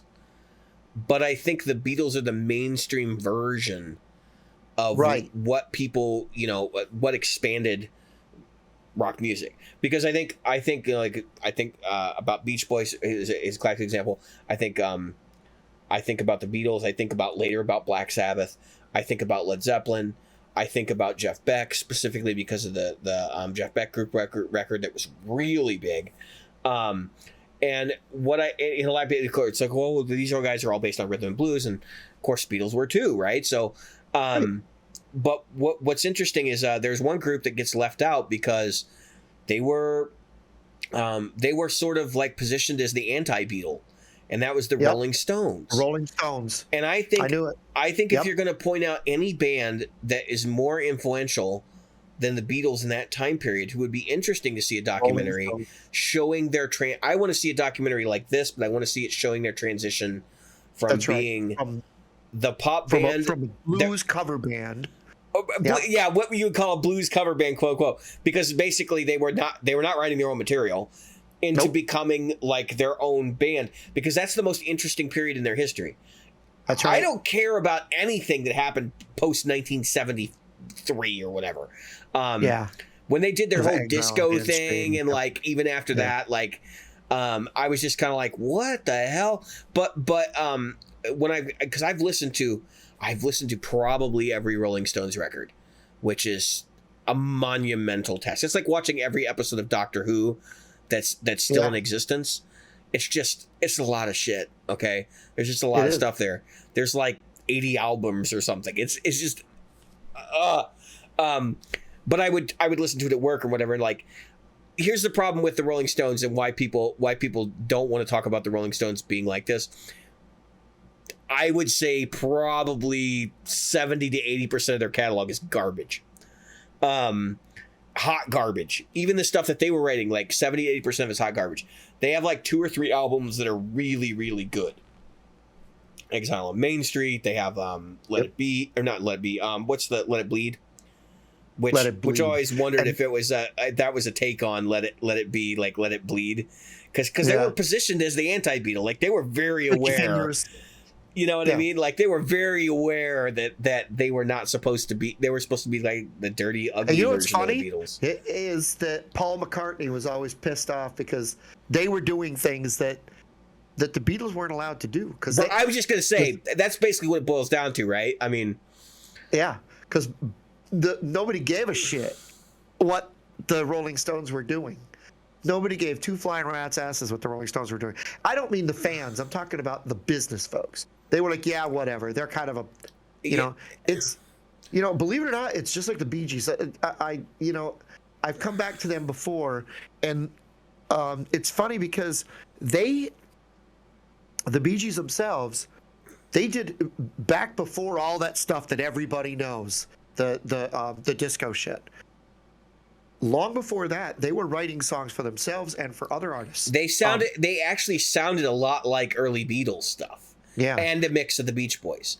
So, right. I mean, if you never heard the early Bee Gees sound, like, go check it out. It's worth a listen.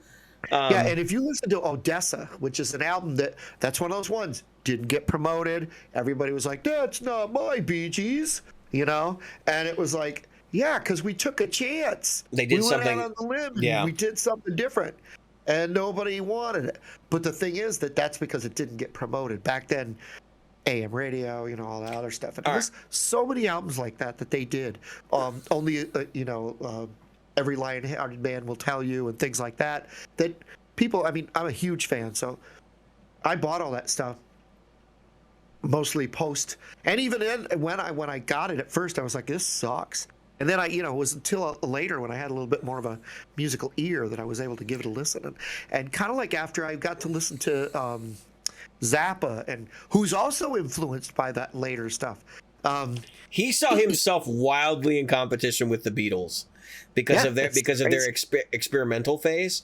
He was like, I don't think he cared as much, but the press definitely, like, you know, he's the American version of, you know, the Beatles, because he's experimenting with all these different weird things that they were also sort of inclined to look at. Yeah, Rush definitely came from that.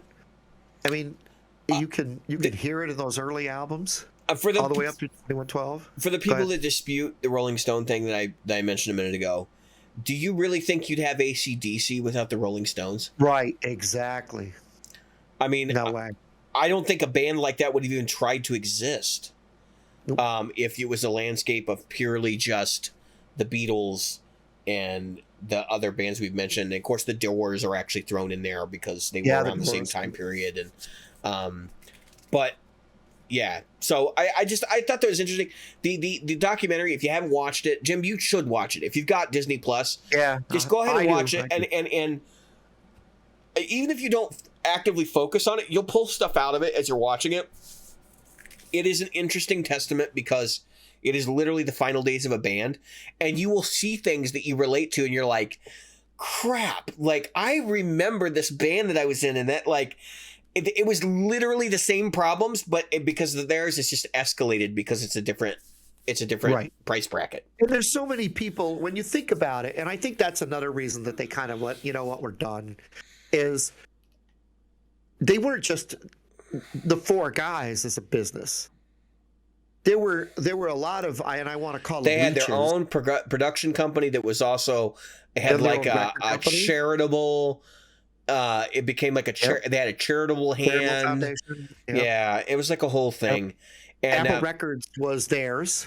There were actually some business things that actually ultimately caused the demise of the band, which I don't think are covered in the movie because I haven't actually finished. I'm like right at the end.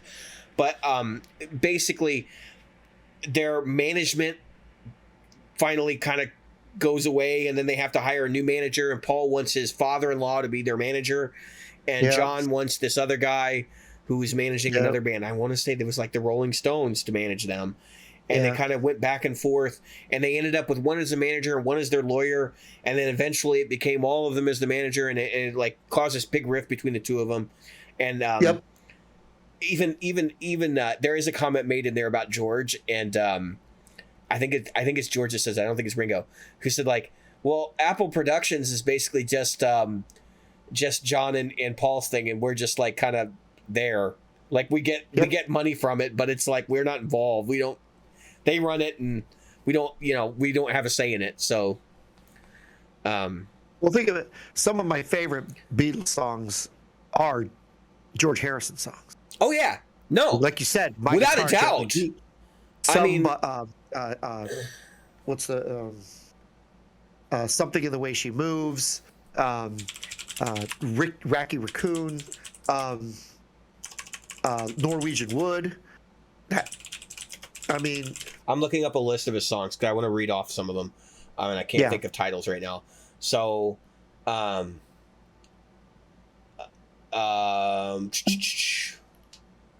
ones that he wrote. I'm sure of Norwegian Wood. I'm sure of Something in the Way She Moves. I'm sure of While My Guitar Gently Weeps. Did they do a version of My Sweet Lord as the Beatles? That I don't think so. I think so. Oh, did it appear on something? Written, yeah, I think that's just like that weird John Lennon song that everybody sees as a John Lennon solo song, which actually a Beatles song, which I was like, I didn't know that, because it was still part of the Beatles when they did it. It's like Blackbird. Oh yeah. While My Guitar Gently Weeps. He's got a lot of credit on Let It Be, believe it or not, and I don't know if that's because he's like credited for writing songs that he didn't completely write, but I know he created the solo for Let It Be. That guitar solo is his. Lucy in the Sky with Diamonds is also his. I thought so. I didn't want to step out on that because I thought it might have been. So is Octopus's Garden. See, I told you that's another one of those ones that I really like. And I mentioned that one. Eleanor Rigby. So he at least had some lyrical content in these songs. Oh man. Or he's credited as writing, portions of it or whatever. So it's interesting. There you can Google this. It's supposed to come up with a list. And it's just interesting that like some of these songs that you think that, that's got to be John and Paul. It's not. There's I Me Mine is the one I like off of Let It Be. Yep. And that's in here. Of course, he wrote that. And you actually see him like bring it to the band. And Paul's comment, it just kills me. Think about how passive aggressive this is. Paul says he hears him singing I Me Mine, right? And then Paul says, "Is that grammatically correct?" Oh my God, you kidding me? No, I'm not. And I said this to somebody else, and they were like, "I didn't see that as being aggressive." I do. Are you kidding? Because he's basically saying like, "Well, I don't like that line because it's not," and he's questioning it because he doesn't have another reason not to like it. Right. Do you know what I mean? And it's like, guys, we're a rock band. Does it matter whether it's grammatically correct? Like, and I just thinking about some Paul lines when that happened, and I'm just like, I don't know, dude. Like, that's a straw man argument from you, my friend. Yeah, it is. But they didn't veto it. It's obviously on the record, right? And they work it out, and it comes together, and it sounds really cool. But, yeah, that's the point, right? Is like there's all these songs that we don't think about him having like a writer credit on, and yeah. Now, so a lot of people think that like the songs that he wrote are the ones he sang on. Right. Not not necessarily true. And he did sing on quite a few of these, but one of the songs he wrote, McCartney went back and recorded a bass solo over his guitar solo. Can't remember what one that was. I want to say it was something. I get the feeling that he and McCartney did not get along, and that there's a scene in there where they're and this is the last thing I'm going to share out of the documentary. You got to go watch it at this point. There's a scene in there where Paul and him are having a conversation, and he says, "Well, I'm not Eric Clapton. I'm not Eric." He doesn't say Eric Clapton. He says, "I'm not Eric. If you want Eric, call Eric. I'm George Harrison." And he's like, "I'm going to play like George Harrison." And I was so like, I actually made me feel viscerally proud to hear him say that, because I'm like, he always was so demure. And that's what a lot of people said, is like, he wasn't imposing, but to see him actually defend himself in the final days of the Beatles like that, when he was getting pushed around, like, oh, you only get to do 2 songs a record. You can only sing on 1 song a record, or, whatever rule they were imposing on him at any specific time. And it's like, guys, you're all a band. Just get along. Like, what the hell? You're still going to get some money from it. It's not like, I get it. They were after the publishing rights, and that was the whole thing, because that was the problem in Queen as well. But it's like, you're still going to get some money from it. What are you worried about? Just record the shit and move on. Queen was like that. For those who don't know, the Beatles entered into an agreement very early on, I think right from the beginning, where if John wrote a song, Paul's name was on it. If Paul wrote a song, John's name was on it. That was another thing they wanted to split off, because that agreement was stuck as long as they were in the Beatles. I don't know why, but there was some legality of that. The other part is, when you think about it, even those early songs, with Help and Hard Day's Night and all that other stuff. Oh yeah. So Paul and George, because I'm not downplaying Paul's bass playing, but I'm sorry, George and John are really carrying the melodies of those songs outside of the vocal parts. And there's a lot of intricate stuff going on there. And by the time you get to Ticket to Ride, or you get to Taxman, Get Back, Baby Won't You Drive My Car, those songs are taking a hard right turn, and you're sitting there going, what the hell is going on here? Because you're used to a certain chord progression. You go, I don't know what the hell is going on. And then George is taking these riffs we know and love, for every day. I'd always respected George, and it goes back to Guitar World did an article where they talked about this same thing, and I still believe what Guitar World said.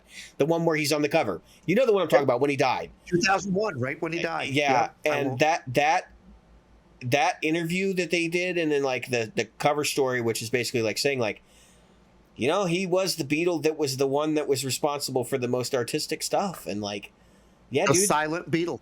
Yeah, he was the silent Beatle. Yeah, so yeah, go watch the documentary if you're a guitar player. Also, pay attention to the equipment. It is hilarious how stripped back the equipment is. They're playing 70s silver-faced Fenders pretty much the entire time. Yep. And George is on a Les Paul. John's on a Casino. Yeah. Of course, Paul's on his Beatle bass, the violin bass, and then you've got Ringo on Remo kits or something like that. I want to say it was Ringo. Yeah, something like that. But the amplification is like, there's not a pedal anywhere, because there weren't really pedals back then. There was fuzz pedals and wah pedals. Yep. And there's like, it's super stripped back. I highly recommend you pay attention to the equipment. Fender PA stuff, which is like, they must have had a deal with Fender at that time, because they had to deal with Vox. And by the way, Vox is the reason that they stopped touring. Everybody says that they stopped touring because they were kind of bored or whatever, but actually it turns out the real reason they stopped touring is because they were just sick and tired of having the fans louder than them. And they had the Super Beatle amps made, and they still weren't loud enough. So Vox is literally the reason the Beatles stopped touring. Just saying. True.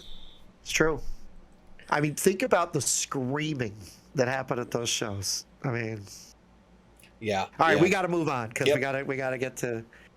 All right, I want to Our take. last thing. Can I talk a little bit about MIDI before we do our gig report? Yep. All right. So we're actually going to turn the episode title indicator on, just because we're going to talk about MIDI. All right. So this isn't a planned segment, but I think it's something that we should cover. So MIDI for guitar players, and this is good content. We'll flag this. Somebody will have to tag this so that people can come back and listen to us talk about this.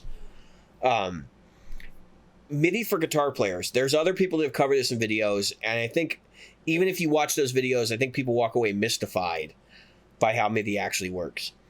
So think about it from this perspective.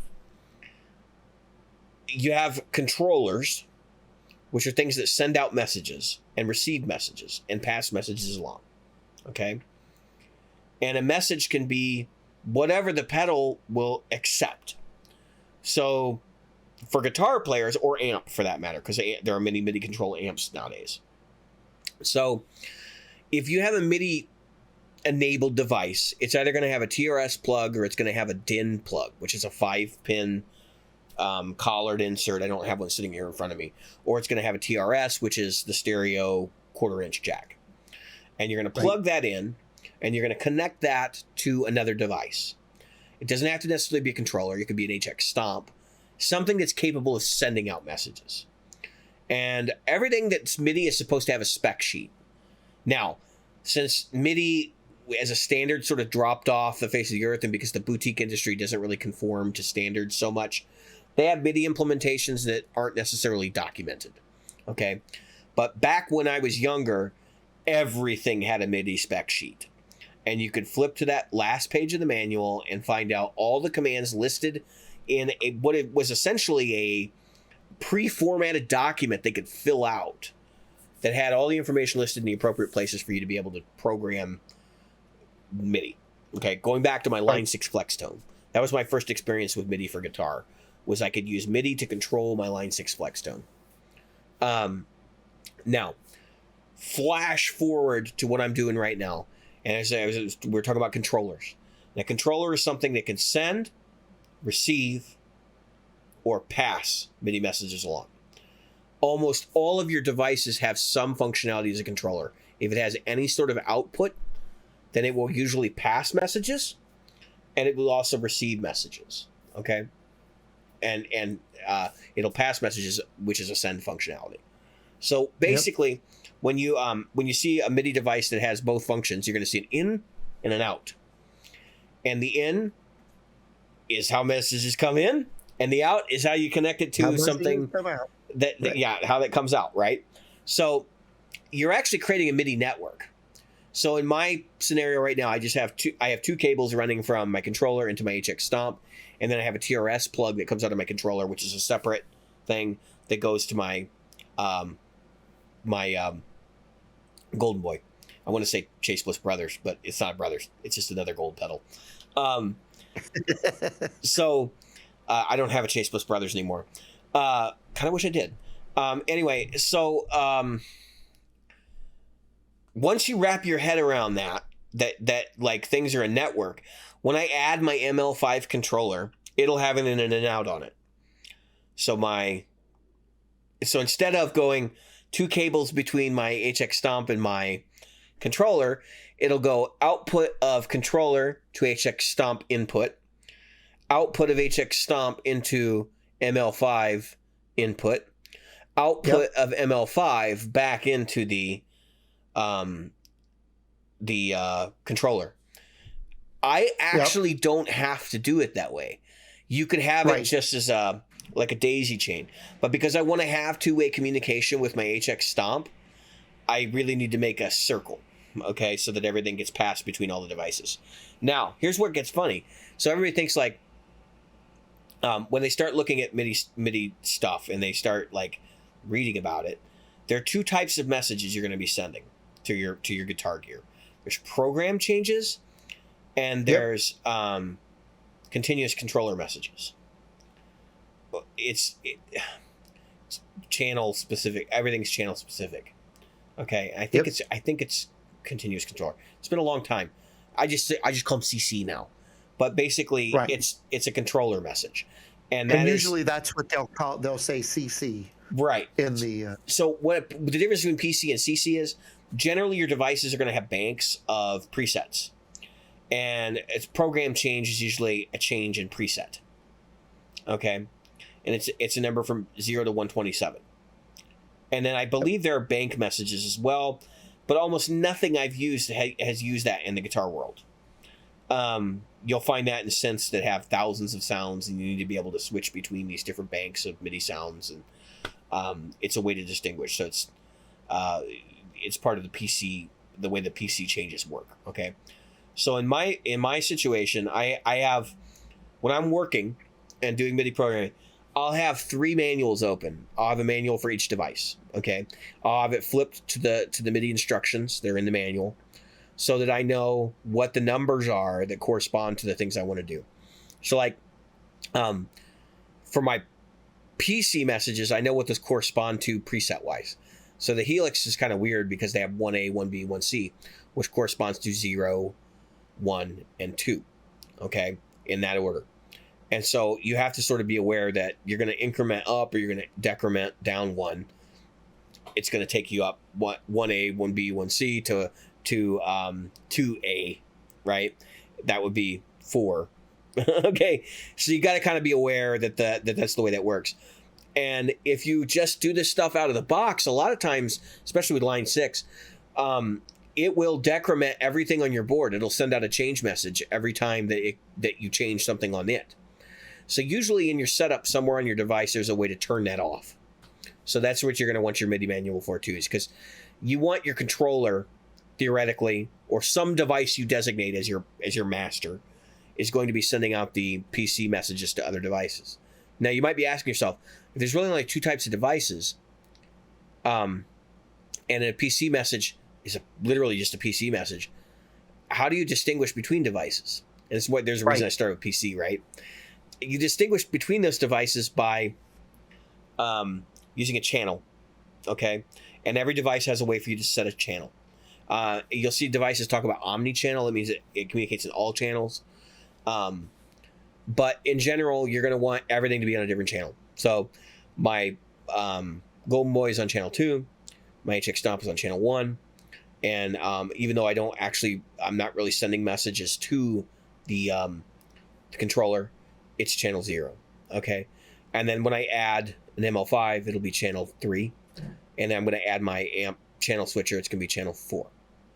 And so basically, when I make a preset in the controller, I map the buttons to the specific messages I want to send out to each device to make everything work right. Okay. And that can be as simple as like in the Helix switching snapshots, or even just saying, I have this 1A preset that I want you to recall. So it's not super complicated. I mean, it's kind of paint by numbers. You just got to look at the numbers, and then you can figure out how to code things. It requires a little bit of thought. It takes a little bit of time. Actually, I find if you do a lot of prep work, it can go really fast.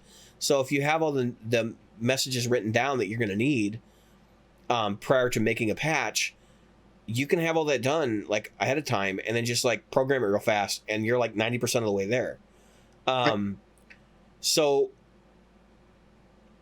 where it gets weird is there's no standardization for programming in these devices, so every device is different. The way they handle how many messages they can send out is different. What is interesting is that the continuous controllers, there's only 128 continuous controllers, 0 through 127. 0 through 127. That they can use to assign as a function. And there are devices that use like all of them. Fortunately, none of the ones I have are like that kind of device. But I mean, if you're curious, you have that. That's got 10 presets on it, right? And I think a lot of people immediately go, well, it should have 128 presets. Everything should have 128 presets. But think about it in this perspective. MIDI, if you have the right controller, should allow you to preset and recall presets that you use in 2 places. So theoretically, like the ML5, right, has fewer presets than the HX Stomp does. And I was kind of concerned about that at first because like, well, they won't match up. But then I got to thinking about it, I was like, do they even want them to match up? Because really, it's 5 by 5 pedals, right? which means 25 combinations, I think. No, it's more than 25. It's a lot of different combinations. But I might only use 25 combinations. So really I need 25 banks or 25 presets. Or in reality, I probably need like 2 or 3 presets. And quite frankly, I don't even need a preset at all because it's all going to be done by the controller. So I would literally just be sending open this loop, and open this loop, and I hit this button. Yep. There's no real reason to go beyond that kind of thing for the way that I'm programming my stuff. Now, this can be incredibly flexible and opens up a multitude of things. Even in your case, Jim, depending on what messages that pedal would receive, you may not even need presets because the Morning Star, for example, might be your presets because you're just sending CC messages anyway. Yeah, this thing will take 127 words. And you're talking about using, about 0 through 100. Yeah, but you're talking about using the Kemper to send data to it, and I think that's possible. I just don't know exactly what the Kemper. I never really looked at the MIDI implementation of the Kemper because it was not something I was going to use. But I've also had a couple people like, why would you go through all this trouble to build a board that's MIDI controllable? And number one, I want the best of both worlds. And I got to thinking about this conversation a little bit today, actually, because I was talking to somebody today about it.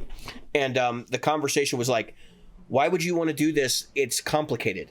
And it's like, oh, yeah, it is definitely complicated. Trust me, when it takes 3 hours to set up 3 sounds, yeah, it's complicated. But here's the reality. It's repeatable. It's easy for me to get to sounds that are kind of vastly different from one another. And the other thing is, the way I set things up, I'm going to use analog drive pedals. So if I need to reach down and turn a knob, I don't have to fuss with menus. And I can have a basic preset in the HX Stomp, which is just literally 2 loops and maybe a delay and a reverb. And for when I'm jamming, like, that's all I need. And I don't have to make it all complicated, have verse, chorus, bridge on my Morning Star. So it's kind of like the thought process here is I want the best of both worlds. I want to be able to go verse, chorus, bridge on a switcher.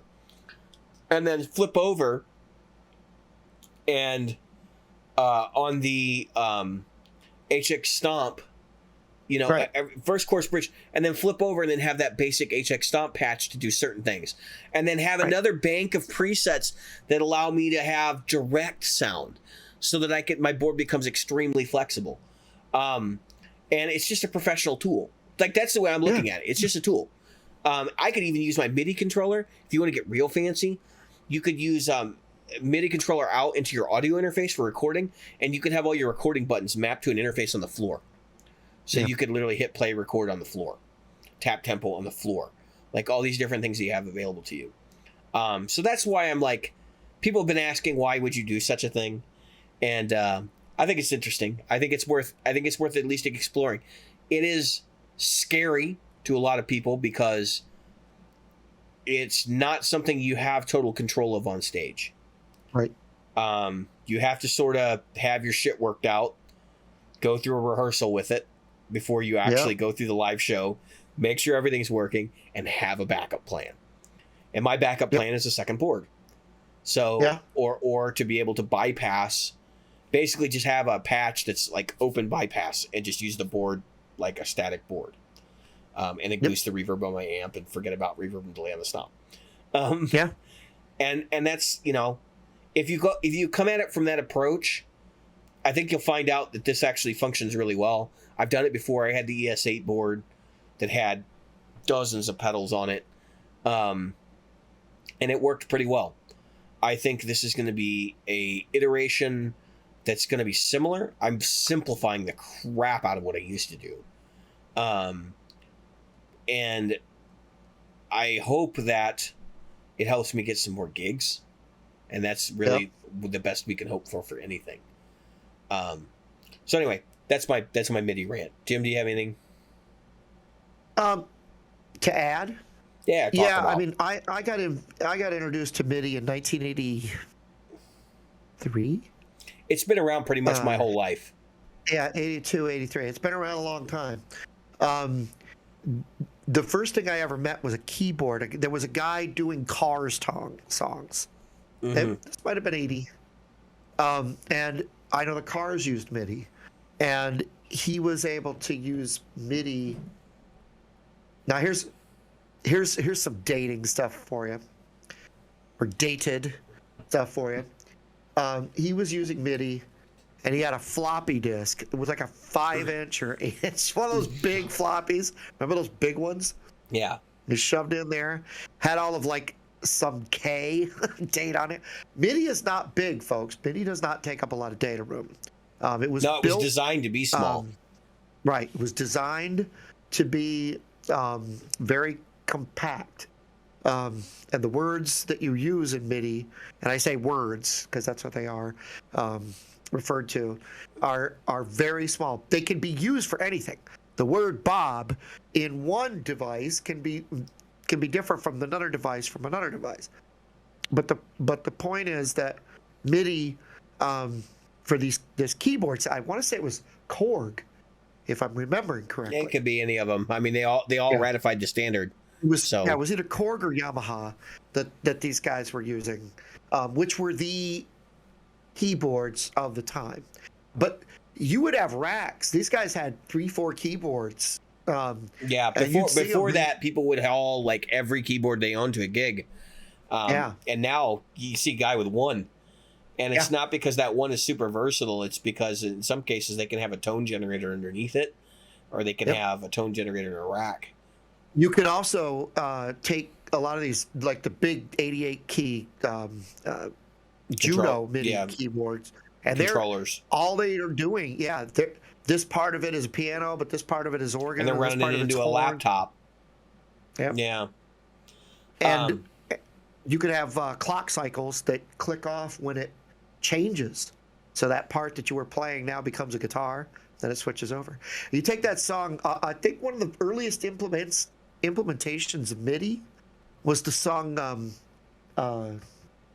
Gary Wright, Dreamweaver. Yeah, I'm sure there was some use I believe he was using MIDI.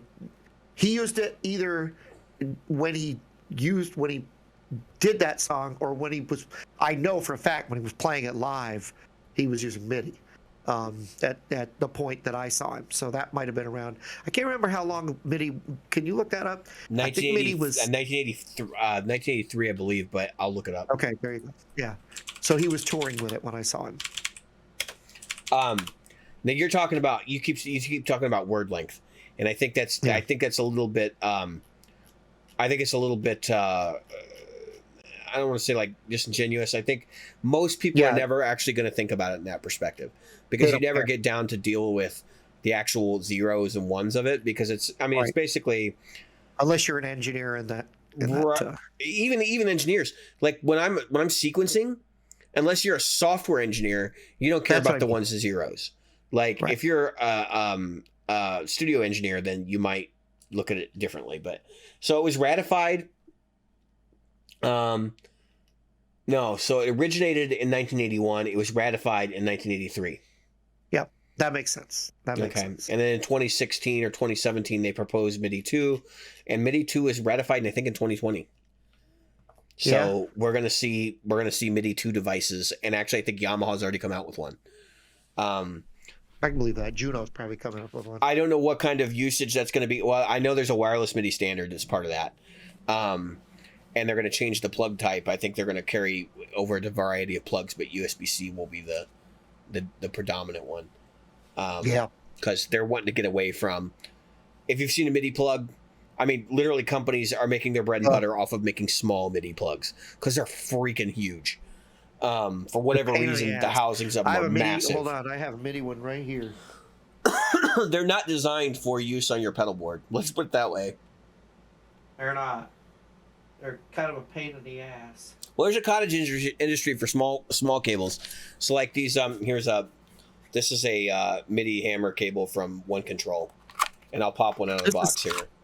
This is a MIDI cable. This is a small MIDI cable. Yep, that's a small one. That's a small one. It's huge.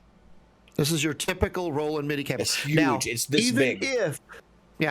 Even if, and to put that perspective, let me get something that people can see the So here's a guitar pick, Right. right? And Yeah, they're about a there's- 1/4 inch long. yeah, and so now I also have right here. I just happen to have it here. Box for and my Bigsby came in, and in here they included one. Now you'll say, "Oh well, my device has a MIDI cable that's only 1/4 inch." Yeah, well, guess what? That's You still have this big ass thing. you can have an adapter, or and in some cases the controller will allow you to do it. It's like the Morningstar has two TRS Omni plugs, which could be used as either inputs or outputs, which is nice. Are they? Because I'm familiar with how this. Are they serializing the? So are they taking a parallel data and serializing it through that TRS? No. Is that how it works? So here's the deal. It's a 5-pin DIN, but only three of the plugs are actually used. 3 of the pins. Oh, jeez. Because 2 of the outside pins are used for power, and nothing that is in the guitar world is used for power. So people just started doing MIDI implementations on cheaper hardware. That's basically what happened. So that's a little known thing. I actually went on this big quest to figure all that out because I was like, people were arguing with me about this pedal is MIDI. No, it communicates using the MIDI language, but it is not MIDI because they cannot get a ratification on MIDI 1.0 using a 1/4 inch implementation because that does not meet the MIDI standard. It does not meet the MIDI standard. It has to be a DIN plug with 5 pins. I did not know that there were 2. I didn't know they were using power. That doesn't make any sense. Well, MIDI is like bus power, and there were devices that use it, but it's mostly in the keyboard world. Yeah, I was going to say it has to be in the keyboard. So, I mean, I think it's kind of cool. It could be really cool if every pedal on your board had a MIDI jack and like you could power them up all using one pedal. Yeah. And, yeah. So, granted, be like PoE. Well, and the nice part about that is, and this is why it'll never happen too, is because everybody would have to conform to the same power requirements. That's why you'll never see it, because these boutique engineers are not really engineers a lot of the time. Shock and disbelief, many of these people are circuit benders. They don't really actually understand what it is they're doing. Yeah, they don't know what. Yeah, they don't know what it is they're doing. They just know they're doing it. And there's nothing wrong with that. I mean, I'm buying circuit bend pedals here and there, but everybody, anybody can use a breadboard and put wire into some, it's like playing Battleship with electronic components. I mean, really. And there are people out there that do know this shit really well, like John Brown. Yeah. And Josh Scott. Josh Scott's a great example. He's a guy that is an actual engineer at this point. And he probably knows way more than he Brian wants Wampler, who said that at the beginning he wasn't an engineer, like he knows probably more than most engineers do. And of course, there's always Robert Keeley, who started out as an electronics engineer. So I mean, they're definitely out there, but you will also find people like Death by Audio, who are like, I just put shit on a board to see what happens. Now, I'm sure the guy that runs Death by Audio is not doing that now. I think he's been in the business long enough that he sort of has an inclination of how things work. But in the beginning, there was a lot of circuit bending. And that was part of what motivated some of these things. Like, oh, well, we don't have to worry about MIDI spec. Like, honestly, I think that's where we all start. Anybody that got into electronics, I mean, my first foray into electronics was when I was a kid and I found a broken radio and I wanted to fix it. Dude. I see people do things every once in a while, like especially in these forums, where people are like, I wonder if I can use Ethernet cable to pass guitar signal. And so, well, you can, you shouldn't. It's going to sound like ass, but yeah. It's going to sound like it because that braided cable or that twisted pair is not exactly the best thing you can use to do Right. It's not exactly high fidelity. Let's put it that way. No. It's made for much higher frequencies than what you're going to put out of that guitar. All right, we're gonna switch topics. So we're talking about Gig Report. I actually did play between last episode and this episode. I did an open jam, and it was okay. It was just a good time. I don't have a whole lot to comment on that, but I do have a show coming up on December 23rd with Old Stumpy at Bourbon on Division here in Chicago. I am doing a shameless plug. The tickets are for sale. It is a COVID friendly venue, so you're going to have proof of vaccination and/or negative COVID test within 72 hours of arrival. So just be aware, like if you decide you want to come out and see me play, come introduce yourself and watch me play, like basically in the band that it's fun to play in, but I'm not really like putting a lot of time investment into. Definitely come out and hang out with me, and because it's gonna be COVID friendly. So, I mean, I'll have to wear a mask, but probably until I perform. But it's COVID friendly, right? Like at least I know that chances are everybody's gonna be vaccinated there, or have a fake vaccine card, one or the other. I'm not even gonna go down that road. There was a big row behind the scenes before this show, which is kind of funny, regarding some of this stuff. And Jim, I have, this is an appropriate place for me to share with our listeners. I actually lost somebody in my extended family, 2 people actually, to COVID. 2 people and a friend to COVID in literally the last 2 weeks. So, I have been offended by band members saying, this COVID thing is over, and which, have you seen the numbers? It's not over in my state. We're at 8,000 cases a day right now.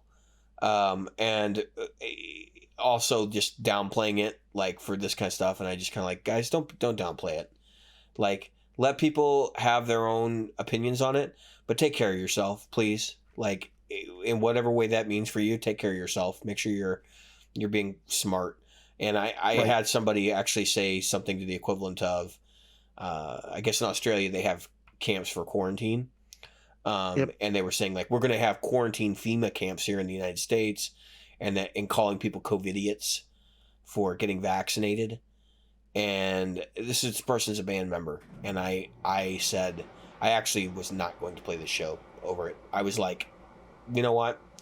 I don't want to be around you. And quite frankly, I'm likely to hit you for being disrespectful to people who've lost people, and for making out like this is something that we should make a political stand on.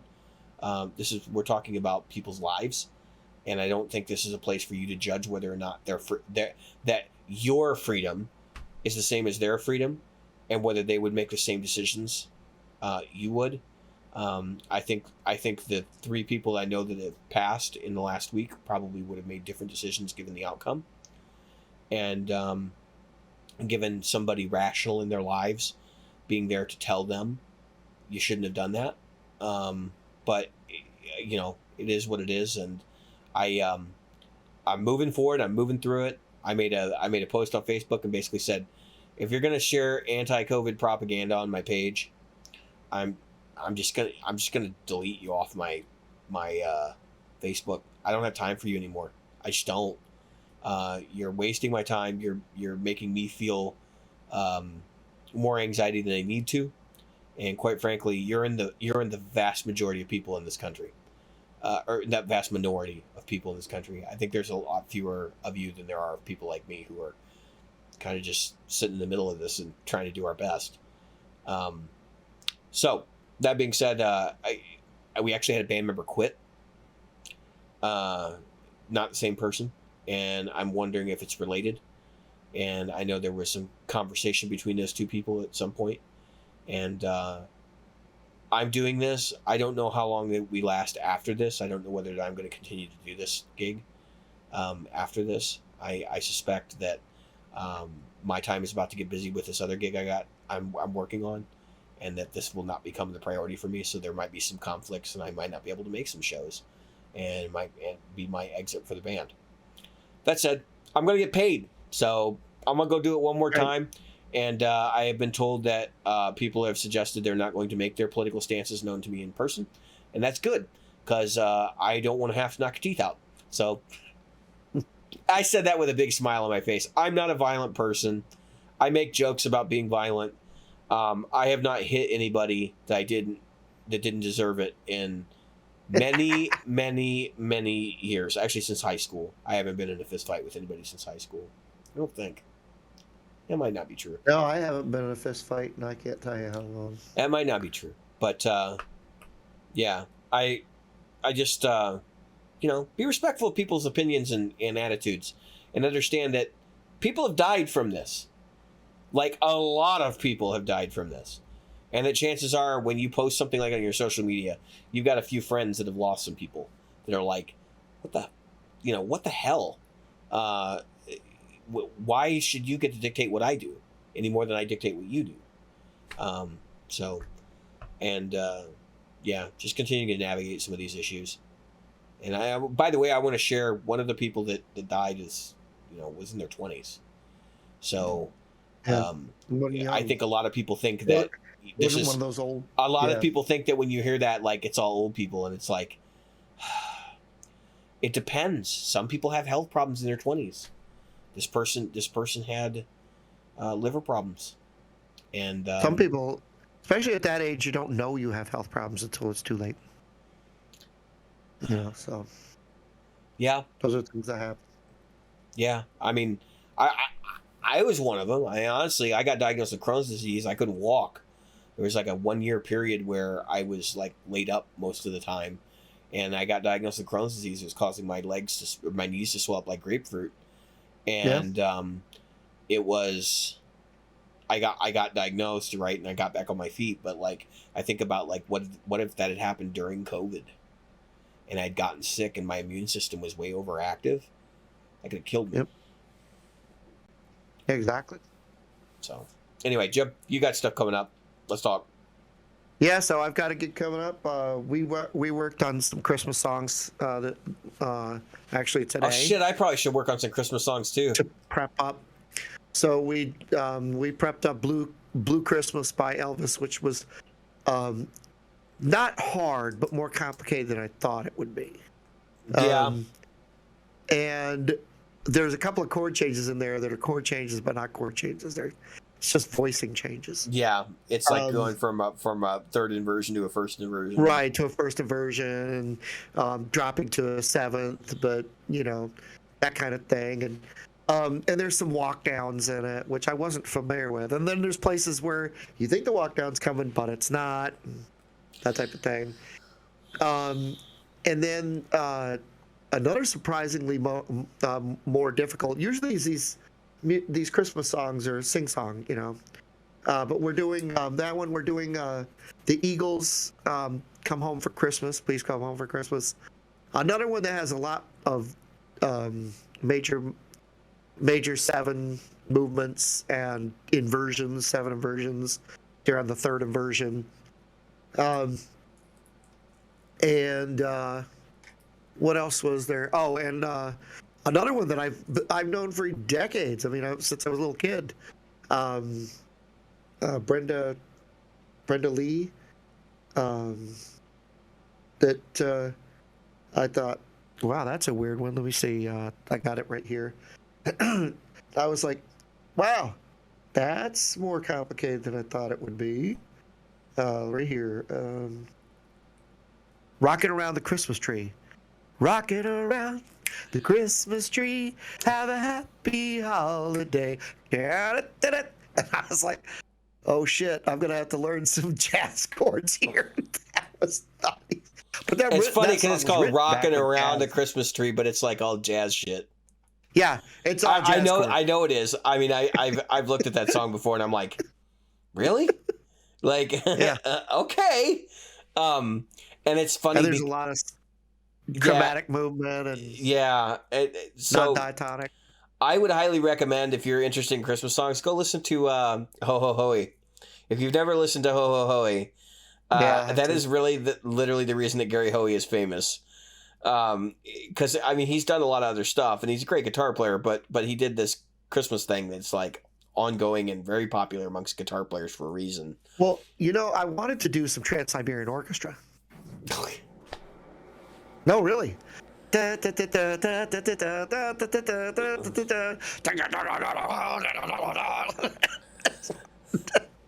ever do that again. Rock up, Carol. It's like listen to a 50-year-old Muppet try to do metal. It's like, what the hell? I know it didn't sound good out of my mouth. But I'm just saying. The old guy Muppets, like the critics. Oh yeah, yeah. That's what that was like. Yeah, well, that's what I am. I'm one of those old Muppets that is always critiquing you. Hey, you know what? I like the ending of that song. What part? The end, when you stop playing. That's pretty Wow. much Next thing you know, you're going to be telling me that mistakes are free. Yeah, I'll pay you back. We do this all the time when a friend of mine, when we do open mic, because we often get up on there together, and we'll do, we'll say, if you didn't like that, we'll give you all your money back. 'Cause you obviously didn't get to pay to get in. Yeah. Wait, we go to open mics and have a good time at them? I'm I not know, going there. can you- I'm not going there. You know exactly where that conversation would go, and I'm not going there. Jay, if you're Yeah, listening, Morty. you I had to know, listen to you. you know, we had to read your comment. Yeah, exactly. Exactly. Anyway, all right. Right, brother. It's been a good episode. I've been Has Devin, been. I've been Jim. and tonight we've been Practical Guitars. It's our Christmas episode. Oh, we do this Enjoy, again? people.